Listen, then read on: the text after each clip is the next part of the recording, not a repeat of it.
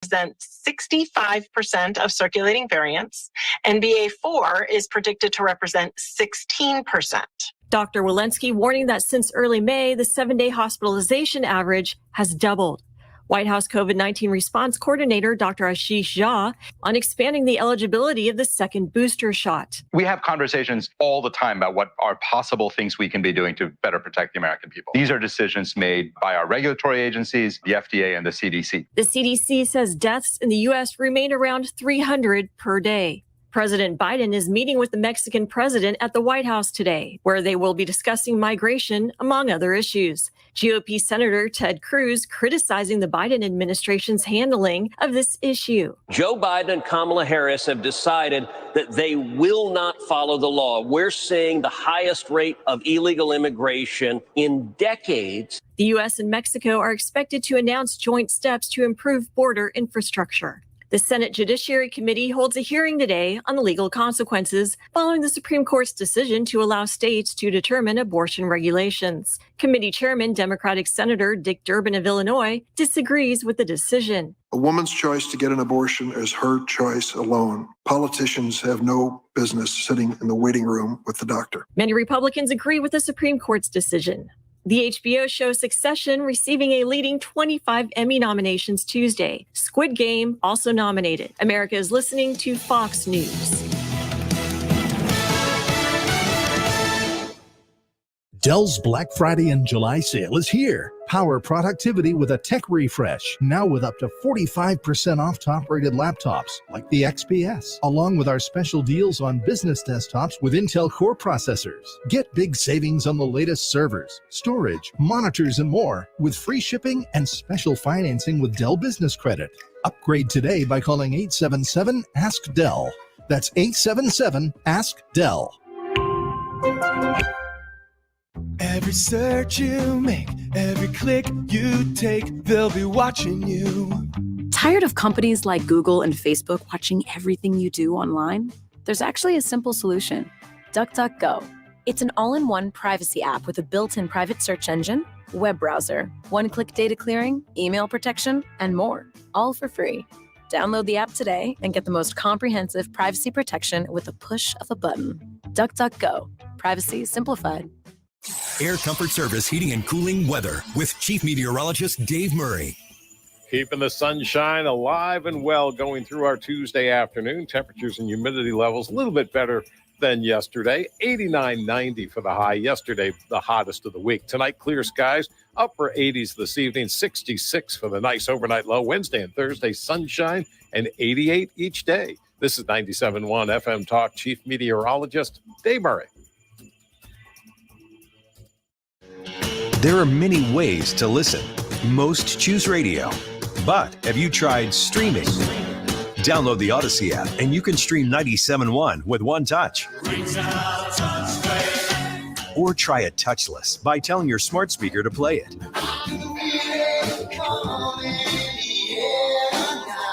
It's where the world, the country, and the community converge. 97.1 FM Talk. Right here, right now. This is Judge Mike Carter, Republican candidate for state Senate in the new 10th District. Whether you're from Lincoln, Pike, Montgomery, Callaway, or St. Charles County, we all want to safeguard our freedom. We don't need Washington making personal decisions about health or education for our families or children. I believe in personal freedom and believe that our rights are enshrined in the United States Constitution and not at the whim of unelected bureaucrats. I'll put my knowledge and experience to work for you. Protecting those rights, opposing tax hikes, keeping families safe by opposing those who want to defund the police, making small businesses and family farms a priority, and safeguarding our Second Amendment. I'm running to bring decision-making back where it belongs with we the people. I hope you'll take the time to go to MikeCarter.com to learn more about what I want to do for you. I'm Mike Carter, and I hope to earn your vote to be your next Republican state senator, paid for by Team Mike Carter. If you filed a tax extension in April, don't wait until it's too late to handle your tax issues. Hi, this is Lance Drury with the Drury Law Firm.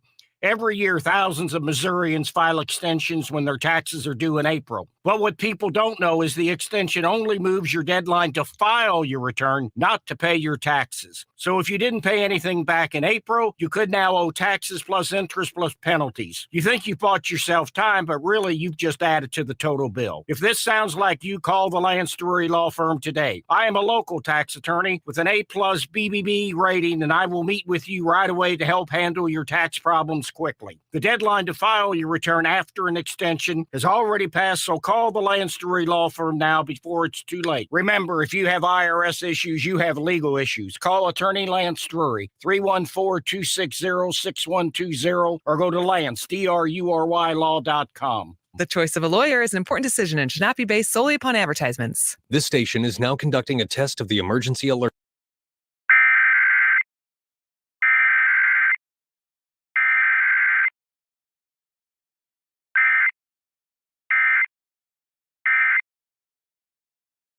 Nature Valley has helped restore access to 10,000 miles of national park trails and counting, because everyone deserves to experience what's out there. Head over to your local park to see for yourself. Nature Valley, life happens out there. Hi, this is Ken. And Lori Heisey of Heisey Advisory Group. We're dedicated to helping individuals and families work toward their financial goals. If you're retiring soon, join us Saturday at 9:30 a.m. for your Retirement Highway. Investment advisory services by individuals through AE Wealth Management, LLC. The features you always dreamed of are here. We're talking about rewinding the radio. Listen on the Odyssey app and rewind whenever you'd like, or catch up on entire shows within 24 hours of air. That is exactly what I needed to hear. Thank God someone here knows what you're talking about. That's us. That's right. Gotta love this American ride. Right, you need to take the time and get the full picture. Come on, turn the radio on. It's Saturday and I won't be long. Don't get me wrong, I love the ladies. I mean, they rev my engine, but they don't belong in the newsroom. It is Anchor Man, not Anchor Lady. What do you want from me? I'm not a married sweetheart. Goodness sake, kid. Keep your voice down. Your father's listening to the radio. I'm not a married sweetheart. This is the Annie Frey Show. What is the top issue for Americans at this point, and who is trusted on that? The top issue for Americans at this point is not the January 6th committee hearings. It is not Donald Trump. It's inflation, according to 33% of Americans. That is the top issue. And who is trusted more on the issue of inflation? The margin right here is absolutely huge. Republicans are trusted over Democrats by 19 points. And that is why, at this particular point, Republicans still lead on that generic congressional ballot. You know, the real headline here is that the January 6th hearings are still going on. And this is just in for me. I did not know this. They're taking place right now. Normally, I wouldn't tell you about something that was happening right now because I don't want you to switch your station to watch Liz Cheney and Adam Kinzinger on Fox News. But I feel like maybe that might actually be an investment today. You might be okay. Your favorite Fox News show that's usually on at noon and you struggle between watching that and listening to the Annie Frey Show. Well, I see Liz Cheney on Fox News right now, so carry on. Yeah, I watched the first night. Yes. We live streamed it. Yeah. And then we immediately deleted it because we thought that we'd get in trouble from YouTube for live streaming the event. Just like we did the last time that my current strike that we're dealing with on YouTube, which is when we aired Josh Hawley's, I think it was December 16th, 2020 comments. Right. In the Senate about remember what was going on December 16th of 2020? I don't remember it all. Completely escapes my mind. December of 2020. I did not know that these were still going on. Yeah, I thought they were going to do like 6 of them and be done, but they're like on 7 or 8 now. And it's like, well, when I was pulling audio, I was listening, and some of these people are saying, oh, well, more people are coming out of the woodwork. I'm like, gosh. Yeah, because it's not working. Yeah. Because it's not really having the effect that it should. This is Miles Taylor, and I thought at first that it was Miles Tiller, who I believe is Goose's son in Maverick. Is that his name? That might be it. I love that guy. Listen to this. He's a former Bush aide. Committees are an S show. I'll just bleep myself there, right? I've worked on congressional committees they can be really difficult, right? The committee is doing a great job publicly bringing out its very polished intelligence, but behind the scenes, these things are fly by the seat of your pants, last minute, and put on top of that what Elliot said, which is this is in prime time. But there's a second, more important factor here that Elliot alluded to, and that is, look, at the end of the day, the most significant takeaway from these delays is that the new people are coming forward. A year and a half after January 6th, the fact that new people are coming forward tells you many things, but it also tells you they are having an effect, not necessarily on swaying the masses, not necessarily on having a huge impact on whether Trump will run again. They're having an impact by scaring the people around Donald Trump. So you got that going for you. I mean, what? How much money is being spent on this right now? I don't know. Too much. You know, when you're playing Monopoly Mm-hmm. and like things don't go your way and you make like a mid-game rule, we're like, well, let's just give everybody an extra $1,000. How do you play Monopoly? I've never had that one happen. I haven't played Monopoly in a long time. I can't. I was on vacation, broadcasted from home last week, working my way back into the news cycle, and I can't explain how shocked I am that these hearings are still taking place. What the heck? I mean, who out there is? Are there people out there who haven't made up their mind whether or not they'd support Donald Trump in the next election? The only category of people I believe that are out there to still persuade are the people who detest Donald Trump, but are smart enough to know at the same time that the Democrats cannot handle the keys to the car. Mm-hmm. So what do? Do you vote against your own personal, I don't know, morals, values, whatever? Do you go against your never Trump status, or do you put your head just soundly on your non-MyPillow at night and support the Democrats because, gosh darn it, I said never Trump and I meant never Trump. The country can go to hell. I mean, that's kind of that's the alternative. That's the attitude. My pillows are pretty nice. They're all right. I have a couple. I also have some other pillows that I got from a different place in, I don't know, it's like right before I went on maternity leave, and those pillows are the best. I'll talk to you about those maybe some other time. I just don't. If you listen to what this former Bush official, who's not Miles Tiller from Top Gun, maybe we could get some sound from him. I could do a whole show on that. I love it. Miles Taylor. If you listen to what he's saying, he's like trying. You know how you wring the rag out and you want to make sure you get all the stuff out of it, and then you just wring it one more time, and then it's like drip. He's trying to wring out anything he could say positive about these hearings, and nobody is paying attention. I'm ashamed to say I'm paid to pay attention, and I didn't know. So, who among you right now is leaning in to these congressional hearings right now? Let's do a quick comparison on Fox Nation, which I'm not in any way, shape, or form paid by Fox News. For people out there who believe that I'm an employee of Fox News, that would be sweet, but I'm not. I am not paid by them. We are a Fox News Radio affiliate station, so we have a partnership between 97.1 in St. Louis and Odyssey and Fox News as Fox News's go-to station in St. Louis, and very proud to be able to say that we have that partnership. But I'm not paid by Fox News. Fox News does not know in any real capacity that I exist, but if you want to tell them, hey, hi, how you doing? I was watching Fox Nation last night because they came out with Who is Hunter Biden Part 2. Ooh. Did you see the message I sent last night? I did, but I didn't see it until this morning. Yes.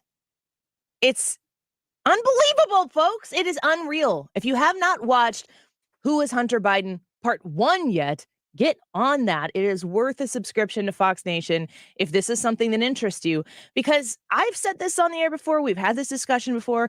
If the Hunter Biden question simply is around what kind of absolute train wreck that Hunter Biden as a person is, I'm not really interested in investing my time into showing the world that Hunter Biden is an incredibly troubled person. And if you know his story, he was in a car accident when he was 2 years old where his mom and his sister were killed. Mm-hmm. So I mean, that is a tragedy that I cannot relate to, that could cause a whole host of problems and consequences down the line, that in the context of the timeline of his life, I don't want to say it makes sense, but it does explain a lot of the troubles that somebody like Hunter Biden would have. But you combine some of his life experiences with what seems like a never-ending stream of money and power, and you come across an incredibly troubling situation that does, in fact, point to Joe Biden, who is the president of the United States.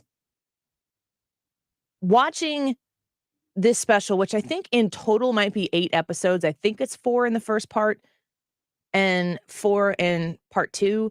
And each of these episodes are like 23 minutes long. So this is not, I mean, it is, you could sit down in an evening and watch all of it in a couple hours, couple and a half hours.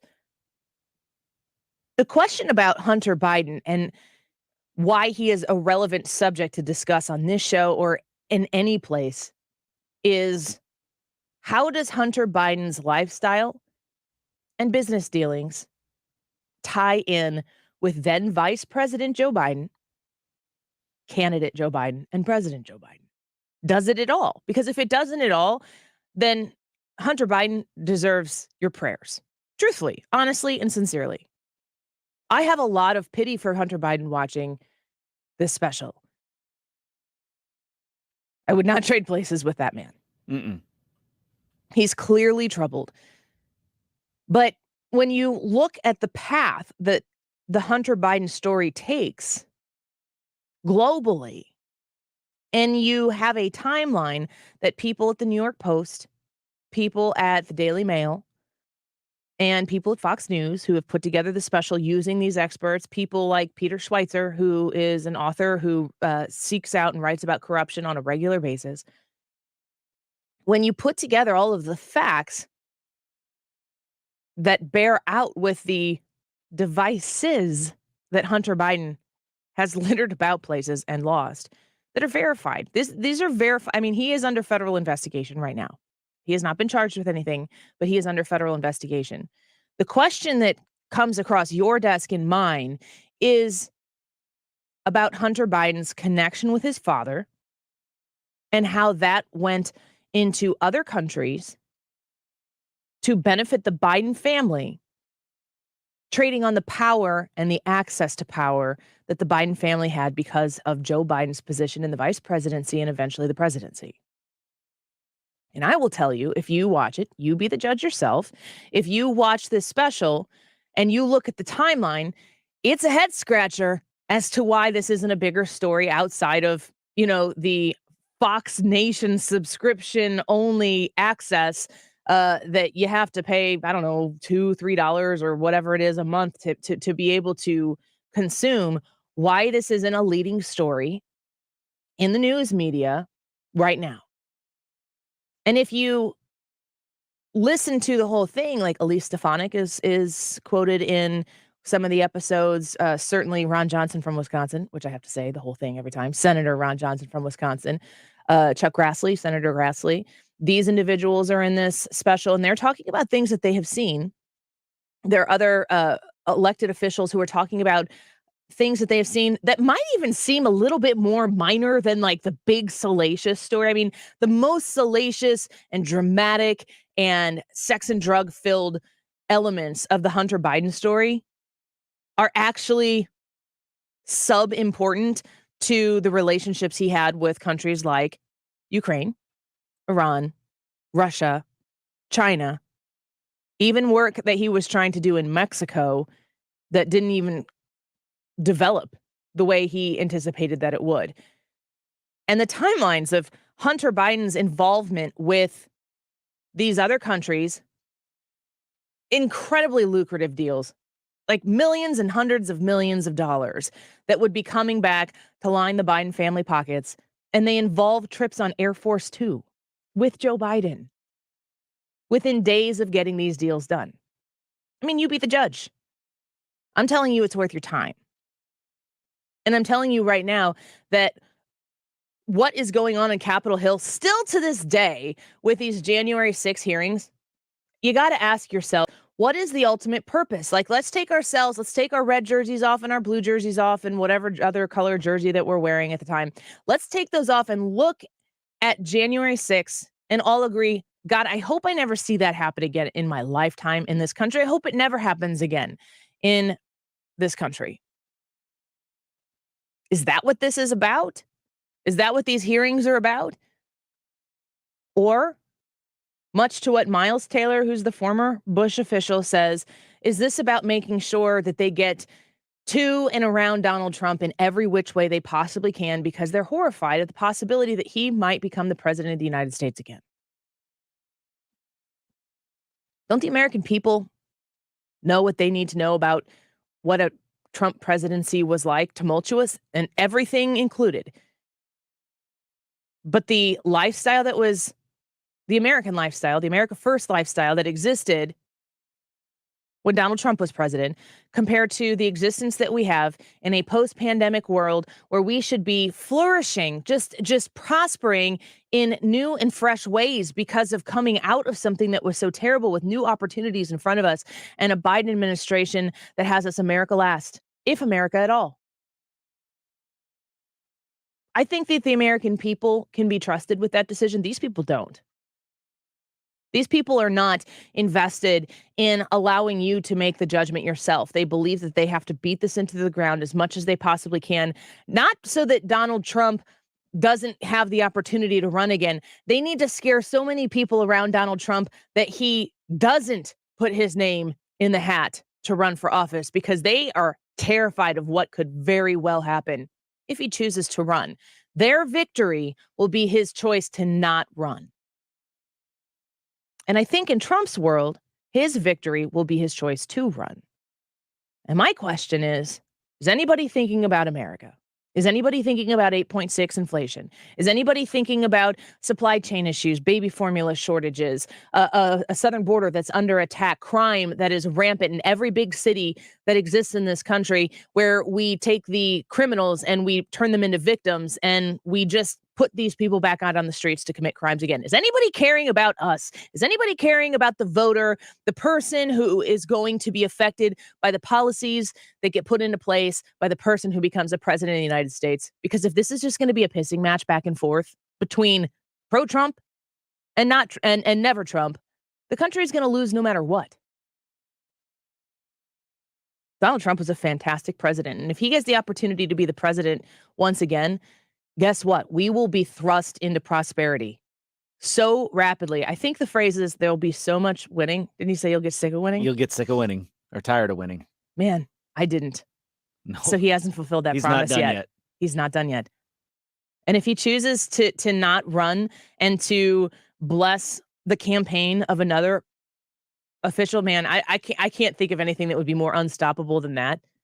Regardless, if you're more never Trump than you are America first, that in and of itself is un-American. We're going to take a quick break. When we come back, I'm excited to bring onto the show Representative Vicky Hartzler, vying for the seat being vacated by a retiring Roy Blunt, the Missouri Senate seat. The primary is upon us. It is August 2nd, and we need to know who's going to be the person representing Missouri. The state has to stay red for the country's sake, not just Missouri's. And Vicky Hartzler is one of your choices here in the state of Missouri. Let's talk to Representative Hartzler when we come back. Don't go away. You're listening to The Annie Frey Show.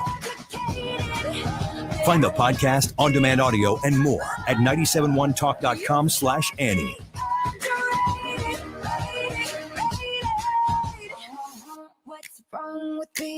What's wrong with being confident? The candidates are set in Illinois. Next up, the Missouri primary on August 2nd. We know what the mission is. 97.1 is your place for full Decision 2022 coverage. Sponsored by Air Comfort Service and TR Hughes Homes. Attention men. Lately, you've been hearing a lot about wave therapy as a new and revolutionary cure for erectile dysfunction. But did you know the St. Louis Men's Clinic has provided wave therapy since 2017? Wave therapy is a non-invasive, pain-free treatment for ED, but it's not new, nor does it cure ED. In fact, if you've had prostate cancer, wave therapy is not a solution. So before spending too much for a treatment that may not work, call the experienced and knowledgeable staff at the St. Louis Men's Clinic. Their doctors will discuss the available treatment options and develop a customized plan just for you. Get the facts on wave therapy and the treatments for erectile dysfunction. Call the St. Louis Men's Clinic today and schedule a $25 wave therapy session and private consultation. Yeah, that's $25. Call the St. Louis Men's Clinic at 314-828-2600 or visit stlmensclinic.com. Locally owned and operated and a proud partner of the St. Louis Cardinals. This is Judge Mike Carter. As the judge for Wentzville and an attorney, I've had the honor of working with Lincoln County Prosecutor Mike Wood and St. Charles Prosecutor Tim Lomar. We all share a great respect for the rule of law and keeping our families and communities safe. Cori Bush, AOC, and the others demanding to defund the police don't have a clue. As your next Republican state senator, I'll oppose those who want to defund our police and tie the hands of our law enforcement. As a judge, I know firsthand how dedicated our law enforcement professionals are. Our police and sheriff's deputies put their lives on the line every day to keep our families and communities safe. They will know that as your state senator, Mike Carter has their back. I'll also protect our Second Amendment rights and see that strong laws are in place to dissuade those who think they can come here from St. Louis or elsewhere to break in your car or home. I'm Mike Carter, and I want to earn your vote to be your next Republican state senator. Go to MikeCarter.com to learn more. Paid for by Team Mike Carter. Finding great candidates to hire can be like, well, trying to find a needle in a haystack. Sure, you can post your job to some job board, but then all you can do is hope the right person comes along, which is why you should try ZipRecruiter for free at ZipRecruiter.com/radio. ZipRecruiter doesn't depend on candidates finding you. It finds them for you. Its powerful technology identifies people with the right experience and actively invites them to apply to your job. You get qualified candidates fast. So while other companies might deliver a lot of hay, ZipRecruiter finds you what you're looking for. The needle in the haystack. See why 4 out of 5 employers who post a job on ZipRecruiter get a quality candidate within the first day. ZipRecruiter, the smartest way to hire. And right now, you can try ZipRecruiter for free. That's right, free at ZipRecruiter.com/radio. That's ZipRecruiter.com/radio. ZipRecruiter.com/radio. She learned the value of hard work and responsibility at her family's small business at an early age. Ann Wagner took those same hard-working Missouri values to Washington. She's made it her job to keep the radical left from harming your job. Today, in the midst of Joe Biden's out-of-control inflation, Ann Wagner protects us by working to lower costs for families. As a mother of 3, she understands the work and has done it to keep your home and community safe. That's why Ann Wagner fought to secure our border and stop traffickers from smuggling fentanyl and illegal immigrants into our communities, and why she gave law enforcement the tools they need to defend us. And Ann Wagner took a stand against the defund the police radicals who will leave us in harm's way. She'll always back our brave law enforcement officers, putting conservative values to work for us. Ann Wagner for Congress. Paid for by Ann Wagner for Congress. I'm Ann Wagner, and I approve this message.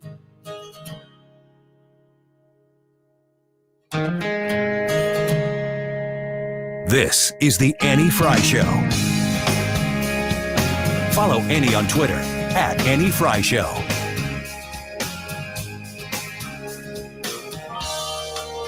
She said it's cold outside, and she hands me my raincoat. Democrats beware. More signs a big red wave is about to sweep them out of office. The Associated Press setting off alarm bells with a new report that finds over 1 million voters switched to the Republican Party last year. The change is happening all across the country and especially in the suburbs where swing voters are backing the GOP. So Judge Janine there talking about the switch of registrations to Republicans. What is this all about, and what are we going to see in November? Here to talk to us about that, Representative Vicky Hartzler, who is the Congresswoman from Missouri's 4th District and also a candidate for Missouri's Senate seat. Representative Hartzler, thank you so much for coming back on the show. It's always great to have you here.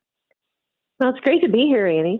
Thanks for having me. Well, I wanted to ask you about, I'm just like putting this totally out there. I'm shocked that these January 6 hearings are still going on. I went on vacation and I'm still trying to get my sea legs about me. But, the house that you're currently in, they have been invested in this January 6 hearing with the select committee. What is your estimation of what they're trying to achieve with these hearings at this point? Well, they're on a political witch hunt against President Trump because they don't like him, and they're trying to divert attention away from Biden's failed policies that are ruining this country. I mean, we have record inflation, wide open borders with record amount of drugs coming across our southern border. We have an energy crisis. People can't even fill up their car with gas because it costs so much. And then we have a weakness on the world stage that has fueled this war going on in Ukraine. And people get it, and the Democrats have nothing positive to talk about. So all they want to do is to try to go back and rehash January 6th, and this is an illegitimate committee. I mean, it doesn't follow the charter, the rules, and it doesn't allow Kevin McCarthy to appoint people, Republicans on there that he wanted. I mean, it's just a sham process that's trying to on a political witch hunt. Representative Vicky Hartzler with us right now. I think to myself, okay, so if it's a sham, if it's a select committee, if Nancy Pelosi needed to handpick the people who are going to be on this, then ultimately what is the goal here? If you're saying it's to distract the American people, I don't even know if it's doing that because I don't think anybody's paying attention.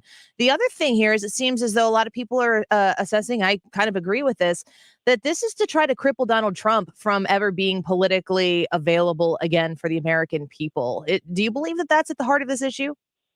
Yeah, I do. They all don't like Trump, and they're going after him, and they're not going after really ways to improve security at the Capitol. I mean, that was supposed to be the original intent of this, is to say, how can we make sure our Capitol Police have what they need? How can we make sure that intelligence is shared?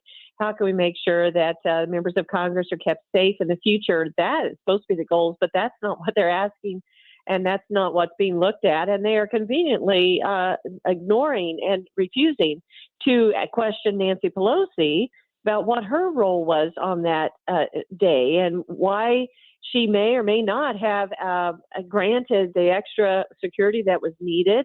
She ultimately oversees the security there. And they just said from the beginning, that's off limits. We're not going to ask Nancy Pelosi any questions. We're only going to go after Trump. And the American people are not really having it. They're not paying attention to it. And they can look at what's going on in their life right now and say, what we got going on right now, the guy who is the president right now, he's not really doing so hot for the American people. I want to cite a Trafalgar Group poll. I'm looking at the trafalgargroup.org. We have Robert C. Cahaley on here to talk about local races every once in a while. And there was a poll that was taken, and it was conducted June 28th through June 30th. So just a couple weeks ago. And Vicky Hartzler on with us right now. You were leading this poll at 24% over Eric Greitens' 23.5% and Eric Schmidt's 22.8%. The top three candidates in this race, very, very neck and neck. I'm curious what you think about these poll results. And also the news that came out last week towards the end where President Trump said he wasn't going to give you his endorsement, but he hasn't endorsed anybody else yet. How you feel like you're set up right now for this race come August 2nd? Well, I feel good about this race, and I believe that this Trafalgar poll is spot on. It's based on, what we are seeing on the ground. I'm traveling all over the state visiting with people, and people say, hey, she is one of us. She's been fighting for us. She has that track record of standing up for our values and winning in Washington. She's who we need in the Senate, and her background reflects who we are as a wife, mother, a lifelong farmer, which agriculture is our number one industry, as a conservative teacher who's been fighting for the ABCs and not the CRT, and has been suspended from Twitter account because she spoke up for girls' sports. She spoke at Washington March for Life. She's a pro-life leader in Congress, and she's a small business owner, knows how to create jobs. This is the type of person we need just to move over to the Senate and to represent all of this state. And so I feel very good about it. And the endorsement that it matters most to me are the endorsement of the people from Missouri. And I am just excited about the next through 3 weeks getting out and going all over the state, earning the vote of even more people, growing our support and our movement of Missourians to take back this country. And that's what I'm hoping to lead here, is a movement of Missourians. You know, we have the values, the common sense, the solution that our country needs, because right now it's being run by people on the East and West Coast, the liberals. And I think Missouri's got to stand up and make a statement this election, and I would be honored to serve as their leader, take their values to Washington and stop the train wreck and save our country. We're speaking with the Congresswoman from Missouri's 4th District, Representative Vicky Hartzler. Another Trafalgar Group poll that I had seen listed all of the different candidates in this Missouri Senate primary race and compared them to their Democratic opponents. And I'm curious what your thoughts are about the dominance that every candidate on in the Republican primary, you know, you could just put in Republican candidate here versus the Democratic opponent. And the Republican comes out huge every time, except for when Eric Greitens is in that midst. And he is just a half a percentage behind you on this Trafalgar Group poll. I'm curious if you feel like there is a concern about, is it Eric Greitens or anybody else? What are your thoughts on that concern for voters? Well, I think it's very, very valid. If he wins the primary, we could lose the state. We could be just like Georgia a few years ago that had been red and flipped blue. And we have to remember, it's been only 4 years since Missouri has had a U.S. senator who was a Democrat. And Eric Greitens, is his deplorable behavior in the past, his alleged abuse of his wife and his children, his affair that he has admitted to that was distorted and shamed our state, his ethics violations, all those things, and how he runs on the backs of trampling on other people. He calls them names, whether it be rhinos, and these are conservatives, these are elected officials, and this isn't who we need leading our state. And people are not going to support him. Democrats aren't going to vote for him. Independents aren't going to vote for him. Women aren't going to vote for him, and that's why I think people are rallying behind me, because they see that I'm the lifelong conservative, and Eric Greitens used to be a Democrat. We all know that he went to the Democrat National Convention when Obama was nominated, and he talked to others about running for Congress as a Democrat. So he is not who we need, and people say, Vicky, you are the lifelong conservative. You are the one that's been standing up for our values, and you're the leader that's ready and we need in the Senate. We're speaking with Vicky Hartzler. She's a congresswoman for Missouri's 4th District, candidate for the Republican Senate seat being vacated by the retiring Roy Blunt. I'm curious what your thoughts are as far as the balance of the Senate goes. Right now, Roy Blunt certainly is a Republican holding that seat in the state of Missouri. Republicans have 2 seats in the state of Missouri. I live in Illinois, and I have Tammy Duckworth and Dick Durbin. And Tammy Duckworth, she's up for re-election as well. I don't know that she's going to be defeated. It's possible she would be. But, what happens in this Missouri Senate race, it's staying red or staying blue, affects me in Illinois. It affects the entire country. For the balance of the Senate to not lose any seats, but also to make sure that we gain at least 1 seat. Do you think that this red wave is going to produce a Republican majority in the Senate? And where does the Missouri race fit into that? Well, Josh Hawley, who has campaigned with me, of course, he's endorsed my race, but I think very powerful what he said, that the road to the majority in the Senate goes straight through Missouri. And if we lose a Republican here, which would be the scenario that we just discussed, where Eric Greitens were to win and then the Democrats come in and win in November, then we can forget the chances of getting and taking the majority. And so this has national implications. Our race right here, we have got to elect a conservative Republican here, keep the state red, so that we can pick up another seat in another state and take the majority and stop the train wreck. Because we cannot survive as well. I don't know if survive, but we are going to be hurt. Let me put it that way. In the next 2 years, if we do not take the majority, and we can't stop Biden, he's got another 2.5 years left in his presidency. He has already ruined our economy, and we have an invasion at the southern border. We're buying energy from begging Saudi Arabia for it instead of, using our own energy here. On and on. These failed policies are hurting. We've got another 2.5 years, so we have got to take the Senate back and the House where we can stop the bleeding and then hold out till we can retake the White House in 2024. And I really believe that's going to happen if we all stand up and work together. VickyHartzler.com is the website. If you want to learn more about Congresswoman Hartzler or to support her either with your dollar or your time, I'm sure that you can find out all that information you need at VickyHartzler.com. Last question before I let you go, Congresswoman.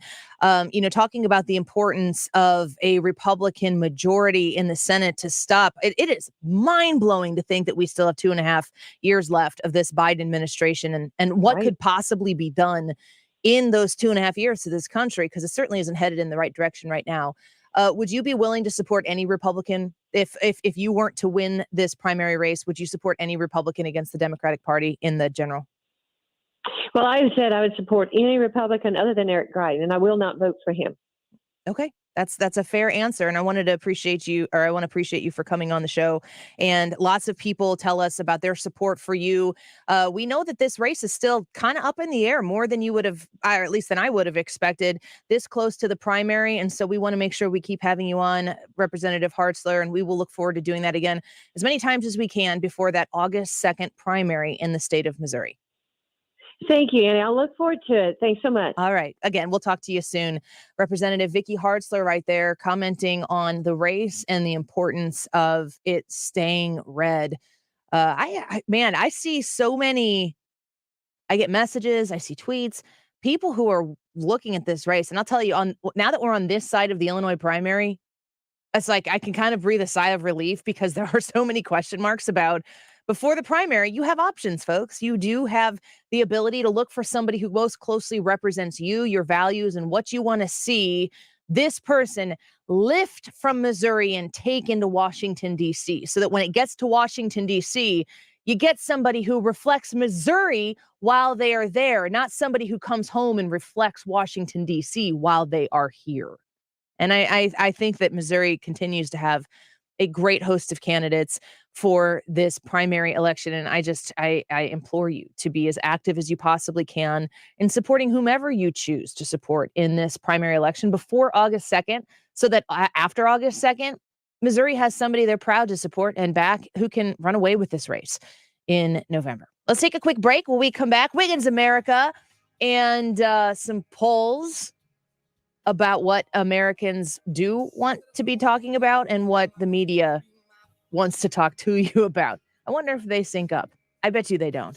Ryan Wiggins in studio in a minute. Don't go away. The Annie Frey Show is streaming online. Watch us live on YouTube and subscribe.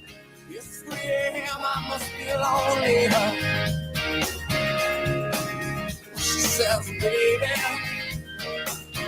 well, I can't help but be scared of it all sometimes. And the rain's gonna wash away, I believe it. The Mark Reardon Show. Here's Forest Senator John Lamb to analyze where we are in this race right now. He's a regular on the roundtable. So kind of like, Survivor or something. So Vicky's been voted off the island. She's not on the Trump Island anymore. Weekdays from 3 to 6 on 97.1 FM Talk. LakesideRenovationandDesign.com. That's the website you can go to so that you can peruse some of the beautiful transformations they have made in homes all across the St. Louis region. I'm telling you what, good people, good, honest to God people who work at Lakeside Renovation and Design, who are the top tier experts at making sure that your transformation is exactly what you were looking for. Or maybe it's an addition. Okay, you're getting to the middle of July, and have you had the thought about autumn yet? Has it crossed your mind that pumpkin spice and apple pie and cool breezes and rustling leaves is around the corner? Think about enjoying all of that wonderfulness in your new 3-season room. You can reach out to Lakeside Renovation and Design, and they can construct this beautiful dream of yours on your home. And then that's yours. That's your space. But you want to make sure you're going with people who you can trust. You can get 0% financing options when you work with Lakeside Renovation and Design. And you are going to have people who respect your home when they come in, when they show up on time, when they clean up their mess each day after they leave. Lakeside Renovation and Design, provable by all of the reviews that you can read easily online. They're the people that you need to choose for your project. 636-978-5000 online at LakesideRenovationandDesign.com. Updating your home with James Hardie siding has never been more popular. With all the options available, you need a partner to ensure you maximize your investment. Siding Express is ready to refresh the appearance of your home or totally transform the look by installing Hardie shake, board and batten, lap siding, or a stone accent to make it your dream home again. Siding Express is an elite preferred James Hardie contractor. They also carry Anderson and Marvin windows and doors. Need ideas? Go to sidingexpress.com and schedule a free, no obligation consultation today. Sidingexpress.com. This is a special alert to all Americans who own a vehicle with less than 200,000 miles with an auto warranty about to expire or with no warranty coverage at all. Due to a decline in the economy, CarShield is announcing a low-cost month-to-month vehicle protection plan that is now available to the public to save any driver out-of-pocket expenses on future auto repairs. Call now to find out how you can pay almost nothing for covered auto repairs. Yes, you heard that correctly. Pay almost nothing for covered auto repairs. An open phone line has been established for all drivers to call for a free quick quote. Call 800-676-5919 now. Drivers who are covered will not have to pay for covered repairs again. This protection plan is at an all-time low. Additionally, drivers who activate this vehicle protection today will also receive free roadside assistance, free towing, and car rental options at no additional cost. Call us for your free quick quote today. 800-676-5919. That's 800-676-5919. What do you have to lose? Call 800-676-5919. Again, 800-676-5919. Biden and the radical left that controls Congress broke the national bank. They unleashed the inflation monster, which broke into our homes and smashed our family piggy banks. Bidenflation now costs you $460 more every month. It's a Biden failure tax that hits the poor and middle class hardest. Our Congressman, Blaine Luetkemeyer, is fighting to fix what Biden broke. We can get America back on track. First, we have to stop Biden's runaway spending of money we don't have to bring down inflation. We have to end Biden's war on American energy and return to energy independence. That will bring down gas prices, and we build that wall and re-secure the border. Our Congressman, Blaine Luetkemeyer, is fighting to fix what Biden broke. Blaine Luetkemeyer is one of us, leading for us. I'm Blaine Luetkemeyer, and I approve this message. Paid for by Blaine for Congress. Call Zero Res today and ask for the Mark Reardon special. This month, Zero Res of St. Louis is offering a 3-room special starting at $119 and $75 off air duct cleaning. Visit ZeroResSTL.com or call 314-474-2020. That's 474-2020. Zero Res. You're listening to the Annie Frey Show live from the Air Comfort Service Heating and Cooling Studio. Get in your comfort zone with a new HVAC system and see if you qualify for 0% financing and $100 to $900 in utility rebates. For details and a free estimate, visit aircomfortservice.com. Bringing you up-to-the-minute traffic like nobody else. Sue Thomas and dependable traffic, driven by Ambassador Midwest Floor Company. The best way to deal with in-home traffic. Experience more at Ambassador Midwest Floor.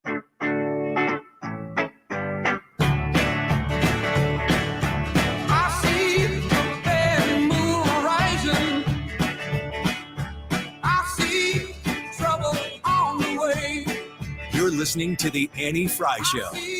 Follow Annie on Twitter at Annie Frey Show.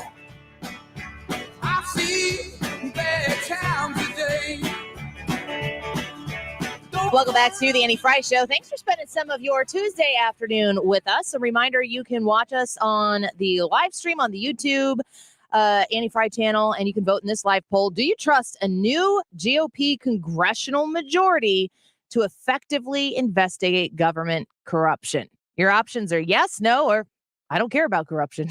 So we'll see how all 6 of you who don't care about corruption. Let's get to the Wiggins. Oh, Wiggins. I think I'm going to vote for I don't care about corruption just so it gets somebody to say something about it, because I have to hope that everybody's concerned about corruption to some level or another. So this poll is from Rasmussen, and it's talking about the number. Now, they did 9. I was kind of looking at the top 7. We can do however here. Of the top issues that voters going into November care about. This would be what you're going to vote on when you step into the ballot box. And then they looked at the top 5 issues that the media is reporting on. Obviously, since we're talking about it, there's a bit of a discrepancy between those two things, believe it or not. And I wondered if you guys wanted to just throw out a few topics that you thought maybe were top of mind for voters going into November and see if you're in line with what voters are thinking right now. Good, Brad. I'm going to go with the economy. The economy is one of the top 3. Okay. And in fact, the top 3, 1, 2, and 3, are actually broken into different segments of economics. They're all economy. Yeah, number 1 is gas prices. Number 2, inflation. Number 3, the economy. Oh. So the top 3 That's are like all a poll saying, and another thing. Yeah, Just rephrase right, what you're saying. right. And also, are you worried about your money? Because that would be number 4. No, it's just those are the top 3. So those are all, and this is all voters, right? This isn't just Republicans. This is Democrats. This is everybody who's going to be voting, or really just people who are registered to vote, saying, here's what's most concerning to me. The top 3 are all economic pocketbook issues. After I'm that, surprised it's not pronouns. Me too, right? When I looked at this, I said, well, number 1's clearly going to be some sort of pronoun issue. No, it's not even on the list. So I'll give you that as a hint. Do you want to guess as to any of the other top 7, 9, 10? Gun violence. Did you say gun violence? Gun violence is not, well, it's maybe if you put it under the category of violent crime. Yeah, of course. Because the what you call it is completely adherent to your political belief. that's very true. Because if you say gun violence, you're probably talking about more Democrats. If you're talking about just general crime, you're probably talking about, well, maybe everybody, but that is number 4. I mean, that is right after economics. I'm more scared of it crime. now than I ever have been before. Why? Because every time one happens, I expect the next one to happen quicker. Specific to guns? What are we talking about? Have we talked like what go turn on the news today? Where are we talking about psycho crazy killers who are loners who they don't slip between the cracks. They're like the Kool-Aid man running through the brick walls saying, I am a troubled individual and I want to create chaos, havoc, and pain. And people are like, you can't say anything about him because he's lived a troubled life and you don't want to. It's like we have to have so much sensitivity to these people. It's the way our entire culture is set up. I am more afraid of these types of things now than I've ever been before. I will agree. And I'll say just going to gas stations downtown here.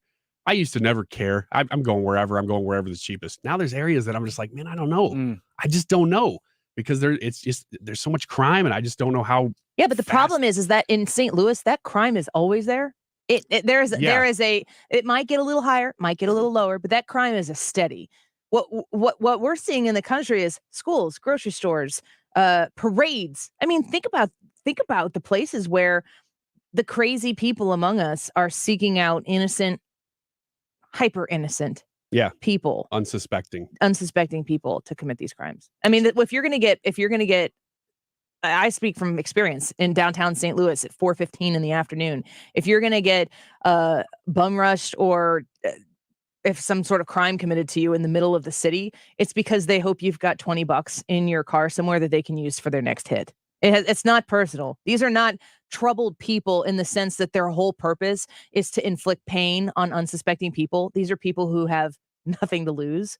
And the next hit is the important thing. That's told for me from the St. Louis detectives. Like, they don't care about you. The only factor that you have in the entire situation is you're just the next person that crossed their path that they chose to take. You look like an easy target for me to make some money. Yeah. Yeah. So that's number 4 is violent crime across the board. Any other guesses before I just go down the list here? I would say our rights. I don't know how it would be worded there, but personal rights, which could be anything from how is COVID going to be handled in your state to I want to be able to get an abortion on demand. So abortion rights is on the list. Yeah, that's number 7. Ahead of it, though, surprisingly, election. I won't say it. Election integrity. Just say it backwards. Okay. Integrity. The tape was slowing down there. I don't know. And then number 6 is school issues, all school issues. Yeah. So we're talking about probably school choice. You're talking about what's being taught in schools, CRT, to the sort of agenda stuff. Second Amendment radio is a staple of solid fire. And exactly. We're Speaking talking about of- number 4. That speaking would of be gun number rights. 4. That was Brad's guess, and he I was wish right. you were watching the YouTube live right now to watch Brad stand there with his hands completely off the board and something just fires and his face he was so offended. You know what's funny is that once in a while, inside Mhm. stuff here, those are touch screens. Mhm. The dust from the light will get so hot and then fall down and just fire something off the touch screen. And I will say too, because what Ryan said is absolutely true, but the image that you might be conjuring in your mind is that we have like never cleaned the studio before. You can't see dust. No, on it's there. just like a Yeah. little. I mean, we're talking about you probably can't even see it fall, and it's that hot and that sensitive. And then Brad has to go, "What's going on?" And the rest of us are like, "Hey, here's what's happening. We're just Anyway. tap dancing." So that's the top 7. There is mostly economy, and then you talked about violent crime, integrity over elections, school issues, and abortion rights would be the top 7 there. So we'll stop there. Now, real quick, before we get to the top of the hour here, the top 5 that media are telling you are the most important stories. Any guesses there? Race. Not, but social issues certainly is there. LGBTQ/race That's is what I on was- the yeah, list. that's what I was gonna Yeah, I was say. gonna. Yeah. I didn't know if I should split those or not. They Social did. issues. So LGBTQ 1, 2, is 3, how 4, they. 5. That's number 5. Oh, it's just So squeaked in there. yeah, it's down there. But as far as What's the concern, forecast? Up or down? the concern. So just to give you context, in the 90% of people are concerned about economic issues. Mhm. Concerned about social issues like that, 42%. So it's just That's the real polled people. the really polled people, and this is what the top 5 that the media is focusing on. That would be number 5. 42% people say that's a top issue. Read for us them. off the rest of them. Number 1, climate change. This is what the media is focusing on. Number 2, the Ukraine war. I think that's fair. That's a real story. Number 3, January 6th stuff, of course. Number 4, still COVID-19. And number 5, then the social issues. LGBTQ. I don't think and it's race. unfair to still be concerned about something that shut our world down for 2 years. But the question is how are we covering it? And when does it become useful to cover it more?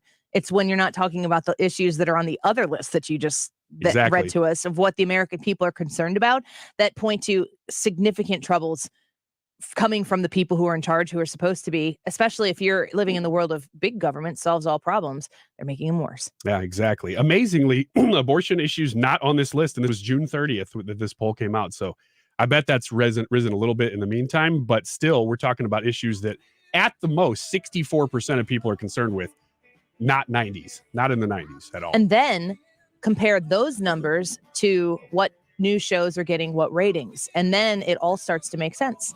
Because the people who are not getting any ratings for their shows, I mean, you can say CNN and MSNBC are covering these topics the most. Guess what? People aren't watching them. Because they don't care about Because that they stuff. don't care about the issues. They're Yeah. completely detached. It all makes sense.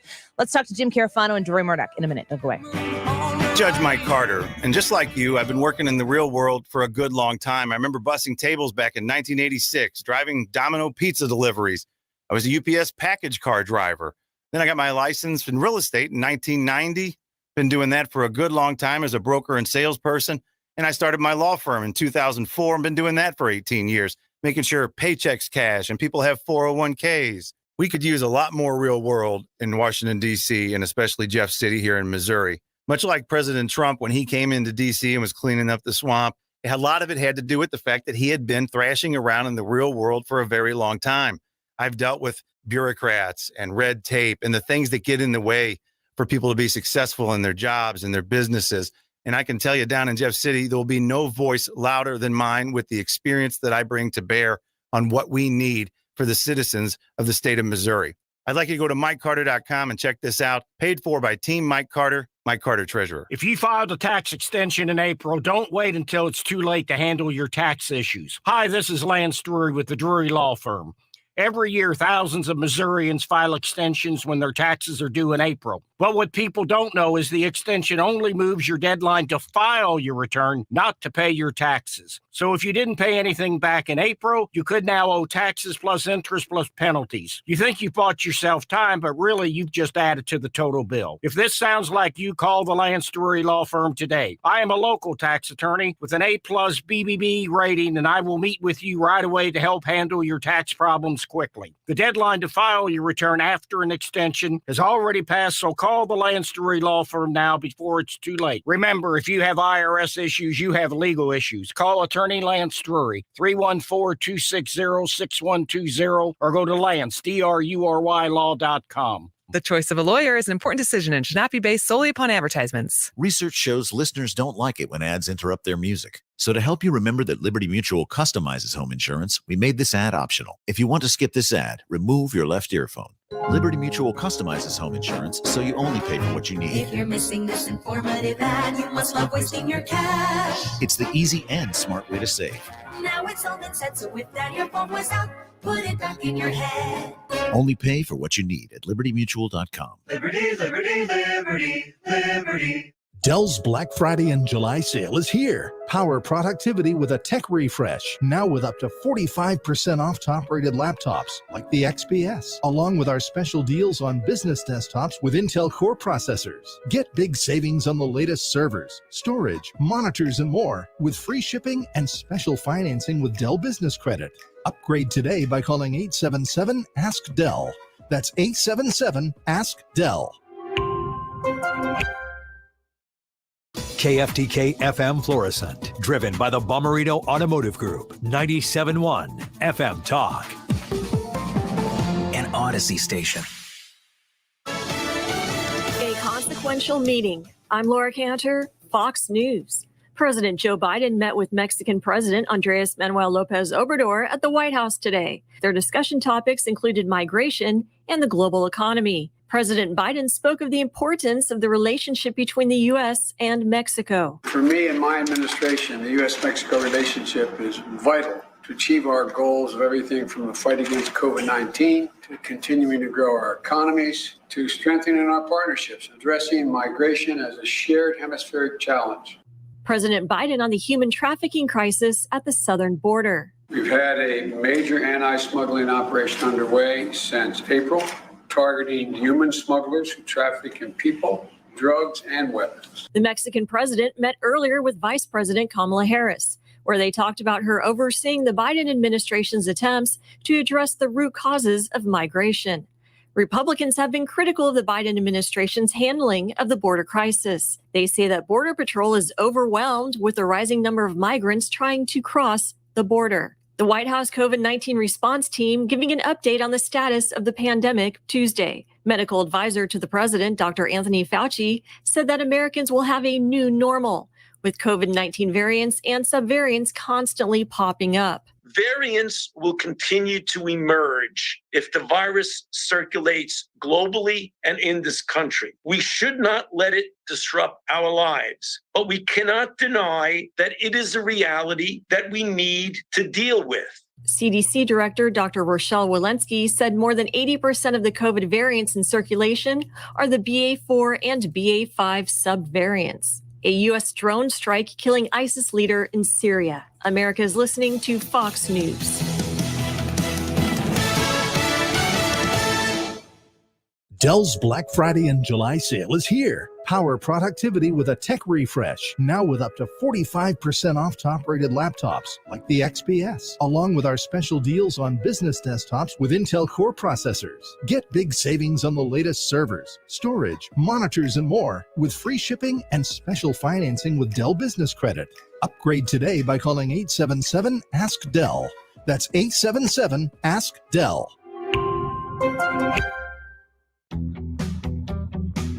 Every search you make, every click you take, they'll be watching you.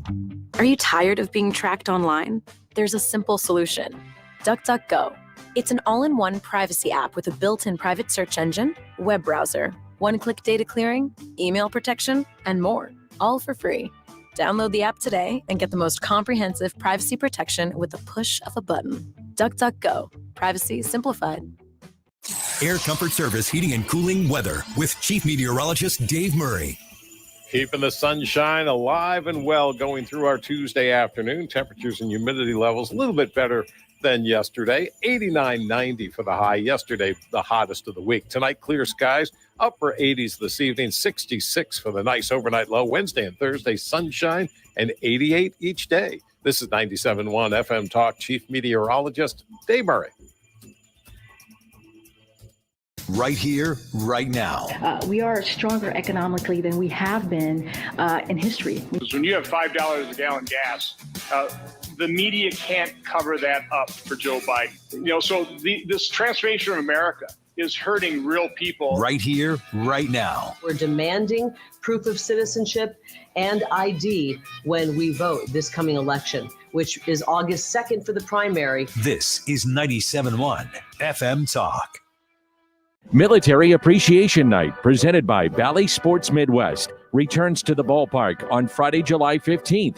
With the purchase of a theme ticket, fans receive an exclusive Cardinals cap, honoring their favorite branch of the military. Plus, don't miss a pregame performance by United States Air Force Band Starlifter on the Budweiser stage. A portion of each ticket purchased will be donated to USO Missouri. For tickets, visit cardinals.com/theme. When the Cardinals host the Reds on Friday, July 15th, 25,000 fans ages 16 and older will take home a specially designed all-over print Cardinals hat, courtesy of Brown & Crouppen. Dress to impress with this exclusive Cardinals hat, featuring vintage Cardinals logos all over. That's Friday, July 15th. The Cardinals, the Reds, and the all-over print hat. Great seats remain. Get yours at cardinals.com/promotions. I'm back to doing what I love and more, thanks to the Good Feet store.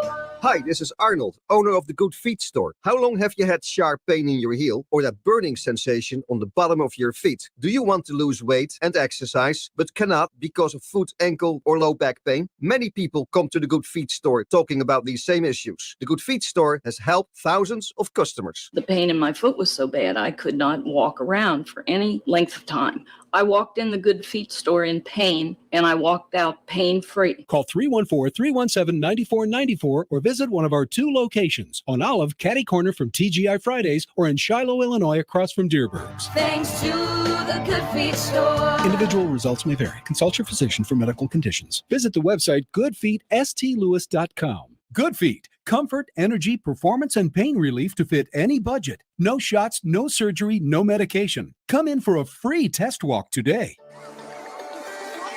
Donate your car to Goodwill and get 4 free tickets to Six Flags. Ride the greats like the Screaming Eagle or hang out at Hurricane Harbor. Donating a car to Goodwill is easy. Towing is free, and you'll get a tax receipt. For more information or to donate online, visit mersgoodwill.org. Use promo code Six Flags. Hurry while supplies last. Give hope. Give local. Give Goodwill. Mark Cox here. If you're nearing retirement or already retired, call Thomas Helbig with the Retirement Advisory Group at 314-993-9494. He'll show you how to participate in the market gains without ever losing a penny. Thomas is the official financial advisor of the Mark Cox Morning Show. Everybody knows you got to get it at Clement. Everybody knows you got to get it at Clement. Find the car you want, new or used. Get it at Clement. Get pre-approved. Everybody knows you got to get it at Clement. Everybody knows you got to get it at Clement. ClementAutoGroup.com. Keeping you connected and aware. In the world, the country, and the community. And offering more ways than ever to listen conveniently. Tell your smart speaker to play 97.1 FM Talk or download the Odyssey app. That is exactly what I needed to hear. Thank God someone here knows what they're talking about. That's us. That's right. Gotta love this American ride. Right, you need to take the time and get the full picture. Come on, turn the radio on. It's Saturday and I won't be long. Don't get me wrong. I love the ladies. I mean, they rev my engine, but they don't belong in the newsroom. It is Anchor Man, not Anchor Lady. What do you want from me? I'm not America's sweetheart. Goodness sake, kid. Keep your voice down. Your father's listening to the radio. I'm not America's sweetheart. This is the Annie Frey Show. Could, should, would, those are key words there. In terms of capability, I think China clearly is developing a capability. President Xi has mentioned that in public forums.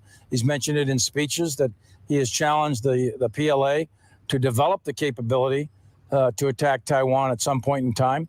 And whether they would or not, though, is a political choice, a policy choice, and that'll be based off of how the Chinese view the cost, risk, benefit at the time. And I would tell you that we watch that very, very closely. As you know, China is a very much a growing, not only economic power and political power in the world, but they are very much a growing military power in the world. So we, the United States, pay very, very close attention to what China is doing. That's General Milley talking about where China is positioned right now, not just economically, but also as a military power. And, you know, the questions are surrounding would China invade Taiwan and the idea of Taiwan's existence as the entity that it is, and comparing that to Russia looking to take over Ukraine. This was a big conversation for quite some time. And I got to ask an expert, if I could find an expert anywhere who would know what is the possibility, the likelihood that China would make this move on Taiwan. And of course, the question is, how does that affect the United States of America? Well, we have that expert, the best of the best, Jim Carafano, who is the leading expert in national security and foreign policy at the Heritage Foundation, with us each week. Jim, welcome back. Good to have you here. Good to be with you. Yeah, I think the first question to start, which we since we're Americans, we want to start every conversation is why do we care? Yeah. And so, you know, actually, we don't care about Taiwan because of democracy and the microchips and everything else. The number one reason why Taiwan matters to the United States, which has actually been true for a century, which is it's the key island was called the first island chain. And the reason why we care about islands in the Pacific is, you know, every island is potentially an aircraft carrier. I mean, it can't move, but if you could put missiles and airplanes on there, you control all the air and water space around there. The first island chain basically controls who has access to Asia.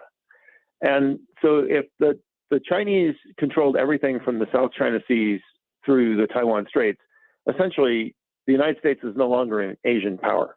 I mean, we literally would need China's permission to sail a boat, you know, a Walmart boat full of container ships to the United States from Asia.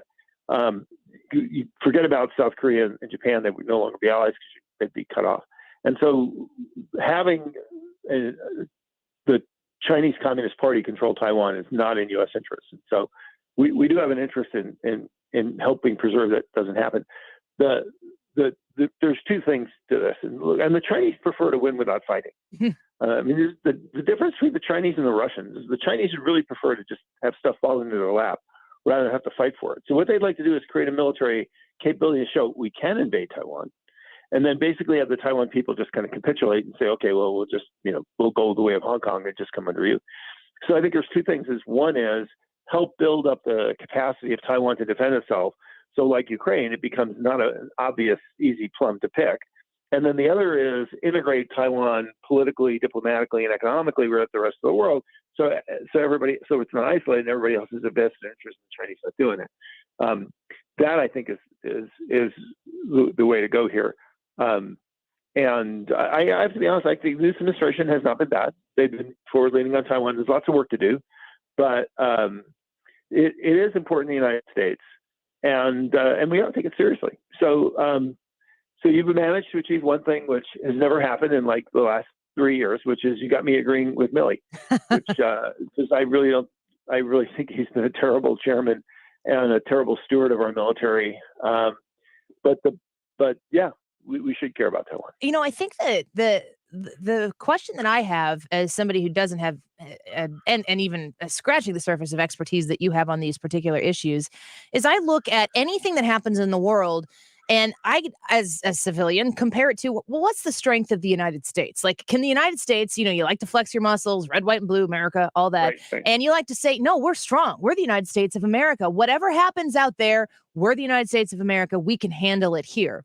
I don't really have that confidence right now. Well, and the part of the reason for that is when Barack Obama became president of the United States, he went on this peace dividend thing, which essentially is he had no problem denuding the U.S. military, cutting their funding, and watching them atrophy. When Trump came back in, he invested in the military for 4 years. I have to say a lot of that funding went for training and readiness, which is great, except as soon as you stop doing that, then you go back to being unready again. And Biden came into office, also significantly want to underfund military capabilities and military force. And so the reality is we have a damn good military. There's no question about that.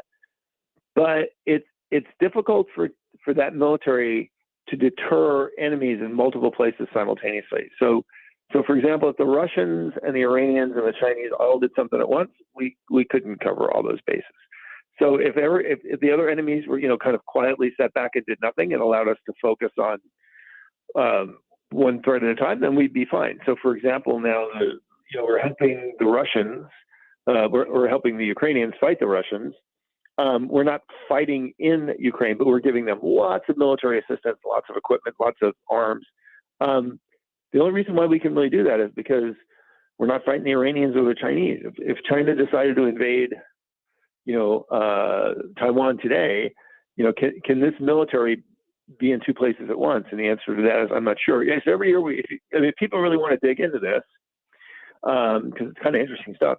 So we have something called the Index of U.S. Military Strength. We publish it every year. We look at all the military services, all their capabilities, all the enemies, threats that they have to fight, the places we have to fight, and we grade how well, our military can serve our interests. And there's 500 pages of data you can look at, but I'll tell you, the short answer is Barack Obama was a terrible steward of our military, and Biden has been as well so far. We're speaking with Jim Carafano at the Heritage Foundation. I want to know, we hear, at least on the political sides of things, where I live my life on a daily basis, about the president. 65% of people, according to the New York Times, say on the Democrat side don't want him to run again. We have questions that are arisen on a regular basis as to whether or not he's going to be able to complete his term for a host of different reasons. I'm curious what your thoughts are on the kind of turmoil that is created in a in-term transfer of power, whether it be a 25th Amendment issue or, a medical circumstance that causes the president to step down, or some other event where we have a president of the United States and then we have to transfer that power to the vice president of the United States. Does that create any sort of global scenario that other countries that don't have American best interests in mind, they want to take advantage of that situation? Yeah, but probably not. And a good reason for that is, during the Cold War, we were looking at scenarios where we're actually, fighting nuclear wars and the capital gets taken out. So this is called continuity of government. And the United States has invested a lot over decades. So both our constitutional procedures and our legal procedures and our institutional frameworks are actually pretty strong and resilient. Remember, every 4 years on like the 20th of January or whatever, a whole different group of people walk in the federal government and pick up right where the other people left off. So I think there are a lot of things to worry about: energy prices, inflation, crime. But I think a responsible transfer of power in the United States under virtually any circumstances, that's not very high on my list. It's interesting. Jim, we're worried about it. Yeah, it won't happen, right? Good. That's good to hear. Jim Carafano with us right now at the Heritage Foundation. Last time we talked, we were discussing a bit of the oil reserves that had been released and put into the general market, and China been able to benefit from those. I'm curious about your thoughts on the energy situation that this particular administration has positioned the United States to be in. It was clearly a huge campaign issue for them, and day one, shutting down the Keystone Pipeline. We're looking across the world for an increased oil supply, but it doesn't look like we're looking in our own backyard for that. What's your thoughts on how this energy position of this administration affects our relationship with the global community? Well, I mean, I think the most important thing to recognize is that the climate agenda is not an energy agenda. It's not an economic program. It's not a national security priority. It's a political agenda. So it's not surprising that it doesn't actually deal with any of the realities or needs or concerns of American citizens, because it wasn't designed to do that. It was to consolidate political power in the hands of progressives. So it just doesn't work for everyday Americans. And what we're doing is, what we're seeing is this is turning out to be true around the world. Other governments are finding out exactly the same thing, which is they sold this political agenda because they're as woke or more woke than President Biden, and they're finding out it just conflicts with reality. So in Sri Lanka, for example, they tried, and in the Netherlands, in both countries, they tried to basically ban farming because of the carbon footprint, and they're driving farmers out of business, and they're running out of food for their people. So I think that this is just not working out. And the thing is nobody voted for this. I mean, we could go down the long list of why people thought Biden was going to be a great president, but foreign policy wasn't one of them, and energy policy wasn't one of them. Nobody voted for Biden to implement the Green New Deal. He is doing it because he has the control of political power, and he's trying to oppose that on Americans. But what we're seeing now, whether it's foreign policy or energy policy or lots of other policies or gender policies, is Americans are going, what the heck's going on here? We didn't vote for this, because they didn't. Because these were things that maybe, he talked about on immigration or border that he might have mentioned on the campaign. But there's a difference between him mentioning it on the campaign and thinking that a majority of American voters are actually really interested in that, because it's very clear they're not. Yeah, and there is no mandate in this Congress. There's no obvious sway of political power, because it's about as split evenly as it possibly can be. And he's been hindered by that, and I'm sure the midterms coming up will do so even more. Jim Carafano, we always appreciate your insight. Thanks for coming on with us today. Hey, thanks for having me. You have the best show on radio. Thank you. Thank you. Awesome. Bye. He tells all the girls that. I'm pretty sure. I love having him on, and I love his straightforward commentary. If you like having Jim Carafano on the show, give him a tweet at JJ Carafano. Tell him thanks for coming on with us. He will definitely appreciate that. He's really good at GIFs also. And by GIFs, I mean GIF, not gifts. No T. Let's take a quick break. Deroy Murdock is going to join us. He's kind of going all in on Lori Lightfoot. I'm not mad about that. We'll find out what he has to say about Lori Lightfoot and her civil discourse. She's kind of a do as I say, not as I do kind of a character, which should come as a complete shock for everybody who's paying attention to anything Illinois politics. We'll talk about Lori Lightfoot, and we'll talk about a lawsuit that Deroy is involved in, which is why he's on Tuesday and not tomorrow, because, court. Deroy Murdock in just a minute. Don't go away. This is the Annie Frey Show. Interact with Annie on Facebook. The Annie Frey Show. You look like an angel. Decision 2022 is happening. Are you ready to decide? The primary candidates are here because they want to talk to you. Decision 2022. Coverage sponsored by Air Comfort Service and TR Hughes Homes. Diabetes, high blood pressure, anxiety meds, everyone's on them. If you're a 50-year-old male, maybe a bit beefy, or even with type 2 diabetes, $1 million of term insurance may only cost you about $200 a month. Affordable term life insurance is out there. Call Term Provider and speak with Big Lou at 800-481-1458, 800-481-1458, or visit biglou.com. Remember, Big Lou's like you. He's on meds too. On the battlefield, there's a saying America's military men and women live by. Never leave a fallen warrior behind, ever.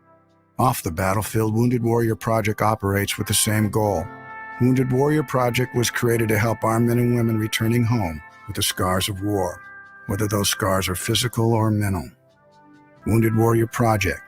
We never leave a fallen warrior behind, ever.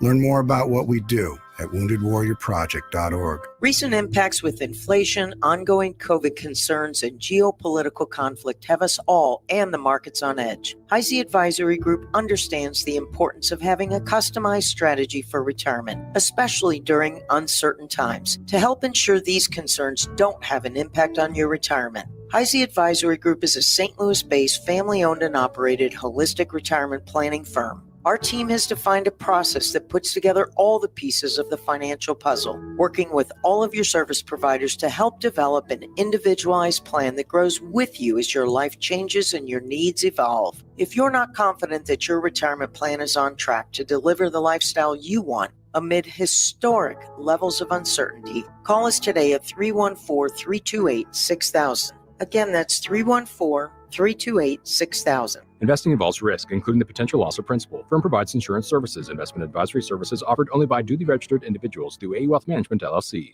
Attention men. Lately, you've been hearing a lot about wave therapy as a new and revolutionary cure for erectile dysfunction. But did you know the St. Louis Men's Clinic has provided wave therapy since 2017? Wave therapy is a non-invasive, pain-free treatment for ED, but it's not new, nor does it cure ED.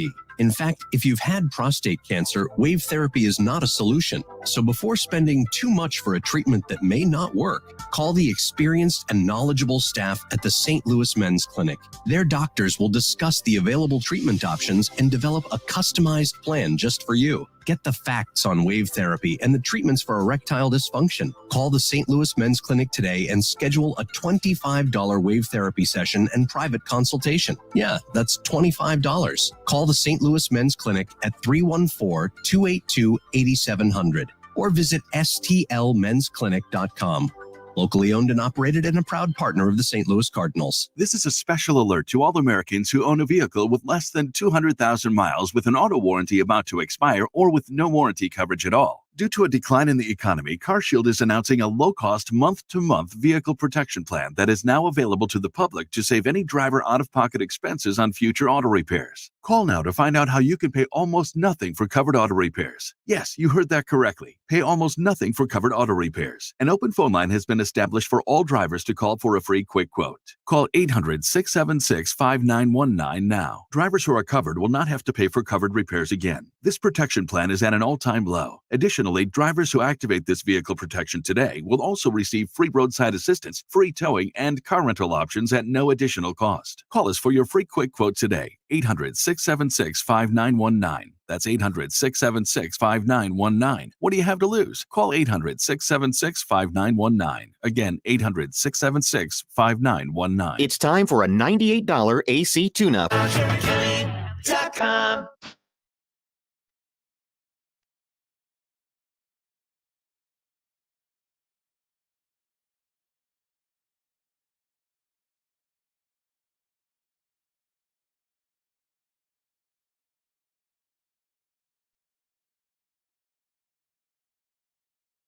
The Annie Frey Show is streaming online. Watch us live on YouTube and subscribe. The people who are acting so brazenly have not only no respect for themselves, but they don't have respect for an institution like the police department, who men and women every single day on every watch are literally risking life and limb for our safety. The toxicity in our public discourse is a thing that I think we should all be concerned about, right? And it's ironic, obviously, that we're having this conversation and what happened on Independence Day. You know, we're not like a lot of other countries where independence, their version of Independence Day is marked with, you know, troops and tanks. And no, what we do in the United States is we come together as a community. Man, I'll tell you what, I am a resident of Illinois. Of course, it is Southern Illinois, just right across the Mississippi River from St. Louis, where I'm sitting right now. And Lori Lightfoot is just an utter disaster when it comes to do as I say, not as I do. She wants to talk about civil discourse and what we do in this country when she is about as divisive of a character as it can get in politics today. Well, I'll tell you who's not letting her off the hook. That's our friend Deroy Murdock joining us on a Tuesday, and we're happy to have him here. Fox News contributor. Deroy, welcome back to the show. I got to ask you, what do you think about Mayor Lori Lightfoot? Hi, Annie. Good to talk to you. I would say I'm not exactly a fan. Yeah, I've been watching her since she got in, and I've got friends who live in Chicago, as I'm sure you do, and so do our listeners. And they said when she ran for mayor that she would be left wing, but the good news is she's evidently not a crook. She doesn't steal, so I guess that's a plus. But boy, we have really incredibly low standards in the state of Illinois. Very, very low, very low. That's right. But anyway, she whether she steals or not, she's incredibly incompetent, terribly divisive. She seems angry and mean, and seems to have a pretty hot temper. So I don't see her bringing the people of Chicago together, and we're not even focused on crime, which is one of the worst things, one of the worst places in the country. And it's so sad to see that beautiful, wonderful, terrific city where I've been many times and have enjoyed myself with friends and so on, just tumble down this endless spiral. And her attitude and lack of leadership surely are not helping at all. You know, when we talk about civil discourse and you just look at the complex nature of a country whose First Amendment is about free speech, of course, that means you're going to have a lot of discourse that is disagreeable. But that's kind of part of the thing that we celebrate on a day like Independence Day. It seems to me like with the far lefts, the people who don't represent even the moderate Democrats anymore in elected government, the people like Lori Lightfoot, when they decide to get angry, it's righteous indignation. If I decide to get angry, then I'm being a bigot or some sort of ist, and they get to call me out on that as part of their liberal privilege. And she's had some very choice words to say about Clarence Thomas, who's a sitting Supreme Court justice.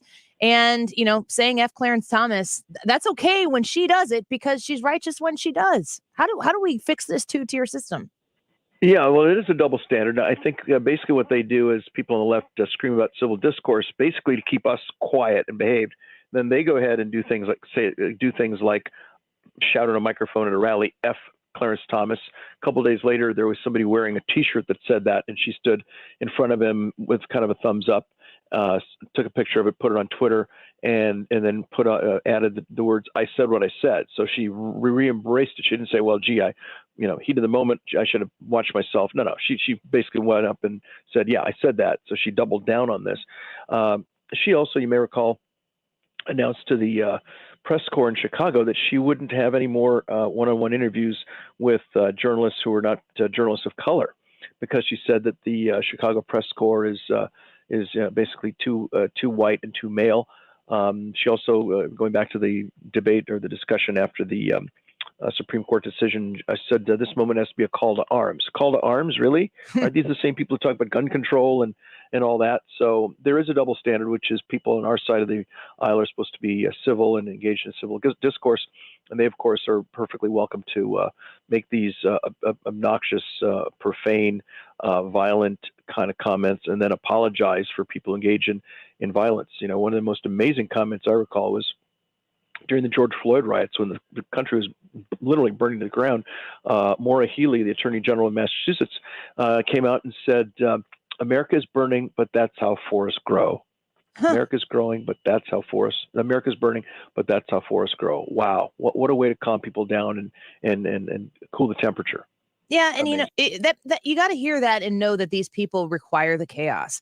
There's no other solution for the people on the far left than to burn it down so they can rebuild it back the way that they want this. I don't know if it's even rebuild it. It's probably build it for the first time back the way they desire it to be. Deroy, when you look at what these far leftists are trying to accomplish when they do achieve the elected positions like Mayor Lori Lightfoot, or you could go over a whole host of people in local government in California and New York, of course.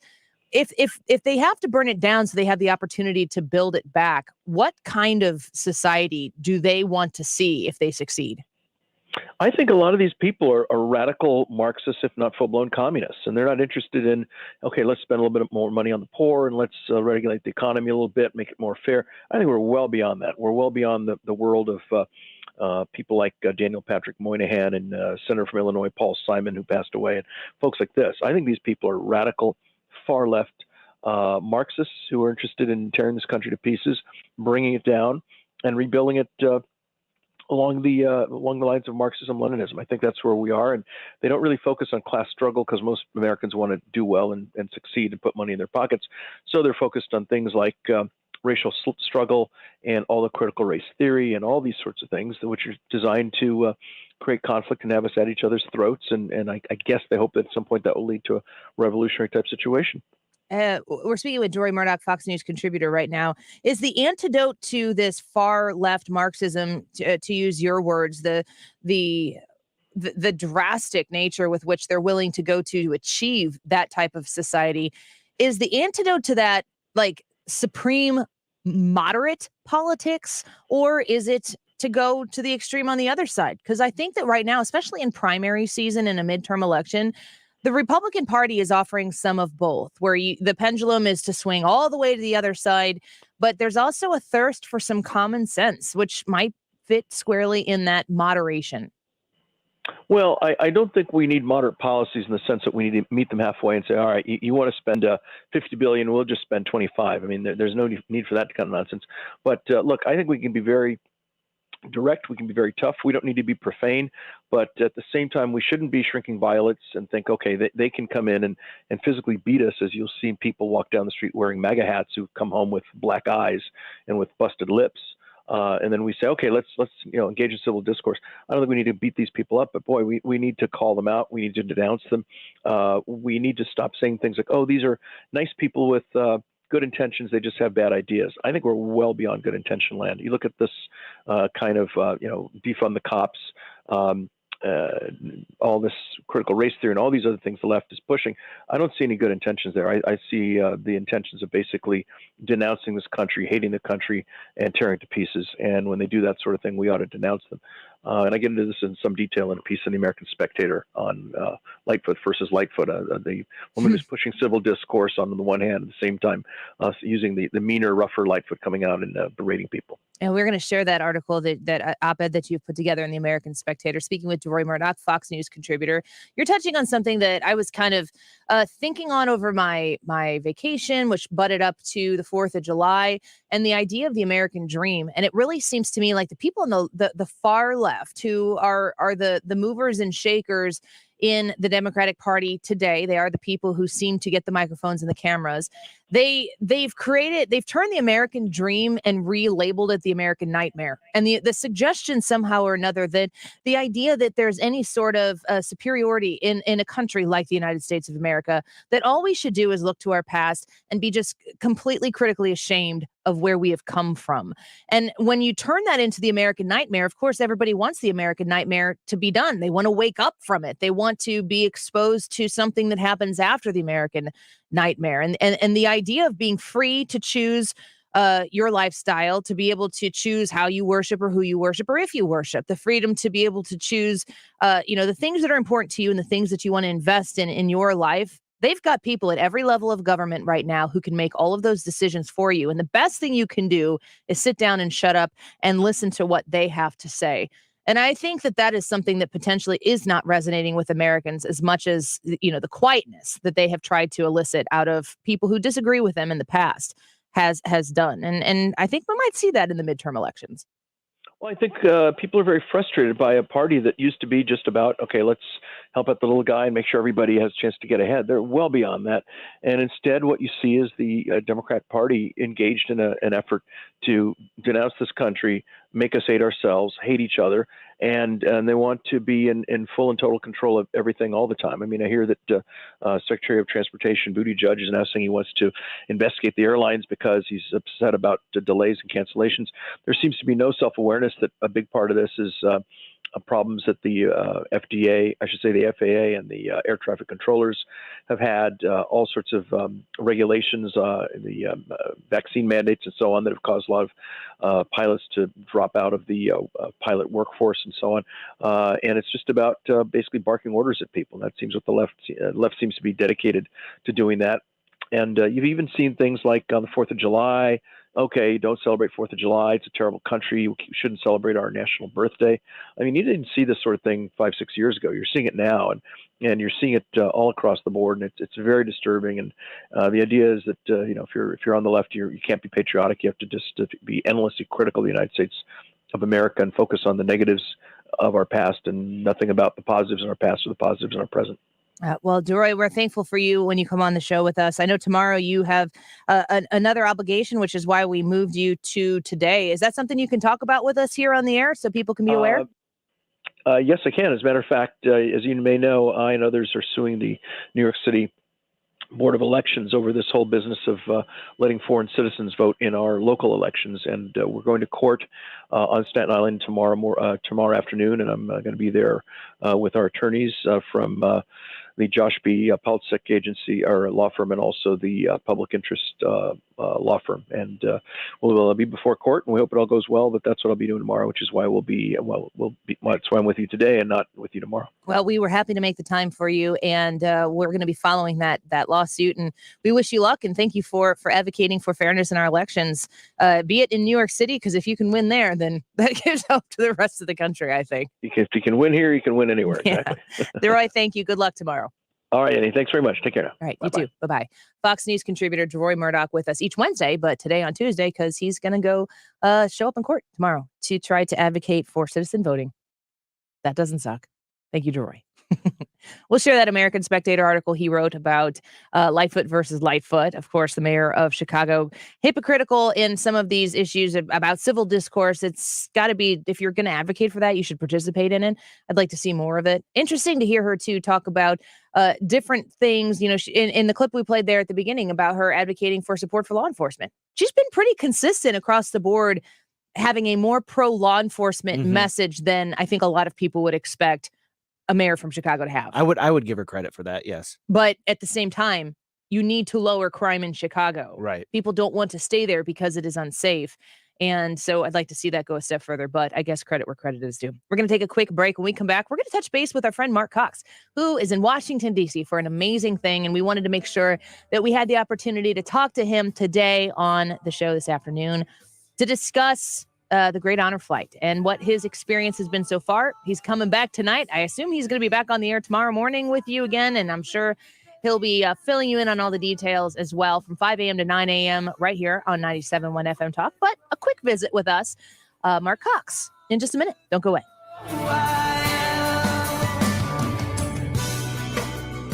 This is the Annie Frey Show. Follow Annie on Twitter at Annie Frey Show.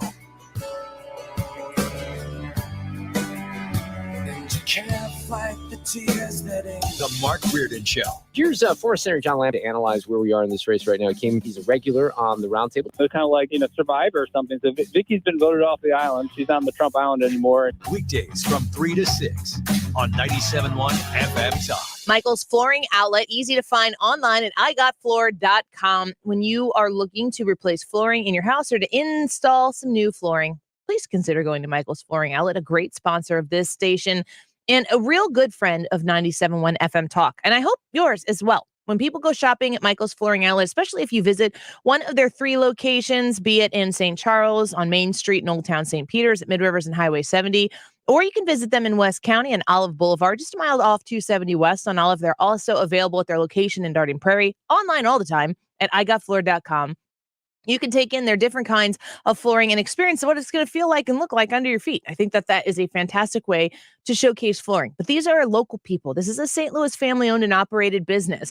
They have all the top brands like your Mohawk Smart Strand carpet, the other different types of luxury vinyl plank flooring. If you are looking for tile, if you're looking for vinyl, all of it. It's all there at Michael's Flooring Outlet, with the best sales staff, with the best value, and the best quality. If you're looking for flooring purchase in your future, visit them online at igotfloor.com. The Wall Street Journal reported that home equity is at record levels. And while home values continue to soar, rising interest rates make it harder than ever to unlock equity. But what if you could cash out your home's equity right now while it's still sky high and not have to move? You can with Truehold.com. Truehold will buy your home for full cash value. Best of all, you get to bank all the cash now and continue living in your home. And Truehold covers all property taxes, insurance, repairs, and maintenance too. Let's review. Truehold pays your home's full value in cash fast. Use your cash to do everything you've dreamed of, like travel or pay off debt. Call 855-300-9993 or visit Truehold.com for the smarter, faster way to cash out your home's full value without having to move. 1-855-300-9993. 1-855-300-9993 or go to Truehold.com. Replacing your windows should be stress-free and add value to your home. Infinity from Marvin Windows are your best choice. Made with Ultrex fiberglass, 8 times stronger than vinyl, low maintenance and available in many colors. And we leave your home spotless. Schedule your free design consultation by calling Lakeside Renovation and Design at 636-978-5000 or online at lakesiderenovationanddesign.com. Biden and the radical left that controls Congress broke the national bank. They unleashed the inflation monster, which broke into our homes and smashed our family piggy banks. Bidenflation now costs you $460 more every month. It's a Biden failure tax that hits the poor and middle class hardest. Our Congressman, Blaine Luetkemeyer, is fighting to fix what Biden broke. We can get America back on track. First, we have to stop Biden's runaway spending of money we don't have to bring down inflation. We have to end Biden's war on American energy and return to energy independence. That will bring down gas prices, and we build that wall and re-secure the border. Our Congressman, Blaine Luetkemeyer, is fighting to fix what Biden broke. Blaine Luetkemeyer is one of us, leading for us. I'm Blaine Luetkemeyer, and I approve this message. Paid for by Blaine for Congress. I'm Listening reminds you that talk saves lives, and 988 makes it even easier to reach out and talk. 988 is just like 911 for emergency services. 988 connects you with trained counselors in over 200 crisis centers nationwide. Find out more at imlistening.org. You're listening to the Annie Frey Show live from the Air Comfort Service Heating and Cooling Studio. Air Comfort Service is proud to support Greater St. Louis Honor Flight. Sign your veteran up for their honor flight today at gsLhonorflight.org, and for heating services, visit aircomfortservice.com. Back in the car and back on the road. We're with you. Dependable traffic with Sue Thomas. Driven by Ambassador Midwest Floor Company. The best way to deal with in-home traffic. Experience more at Ambassador Midwest Floor.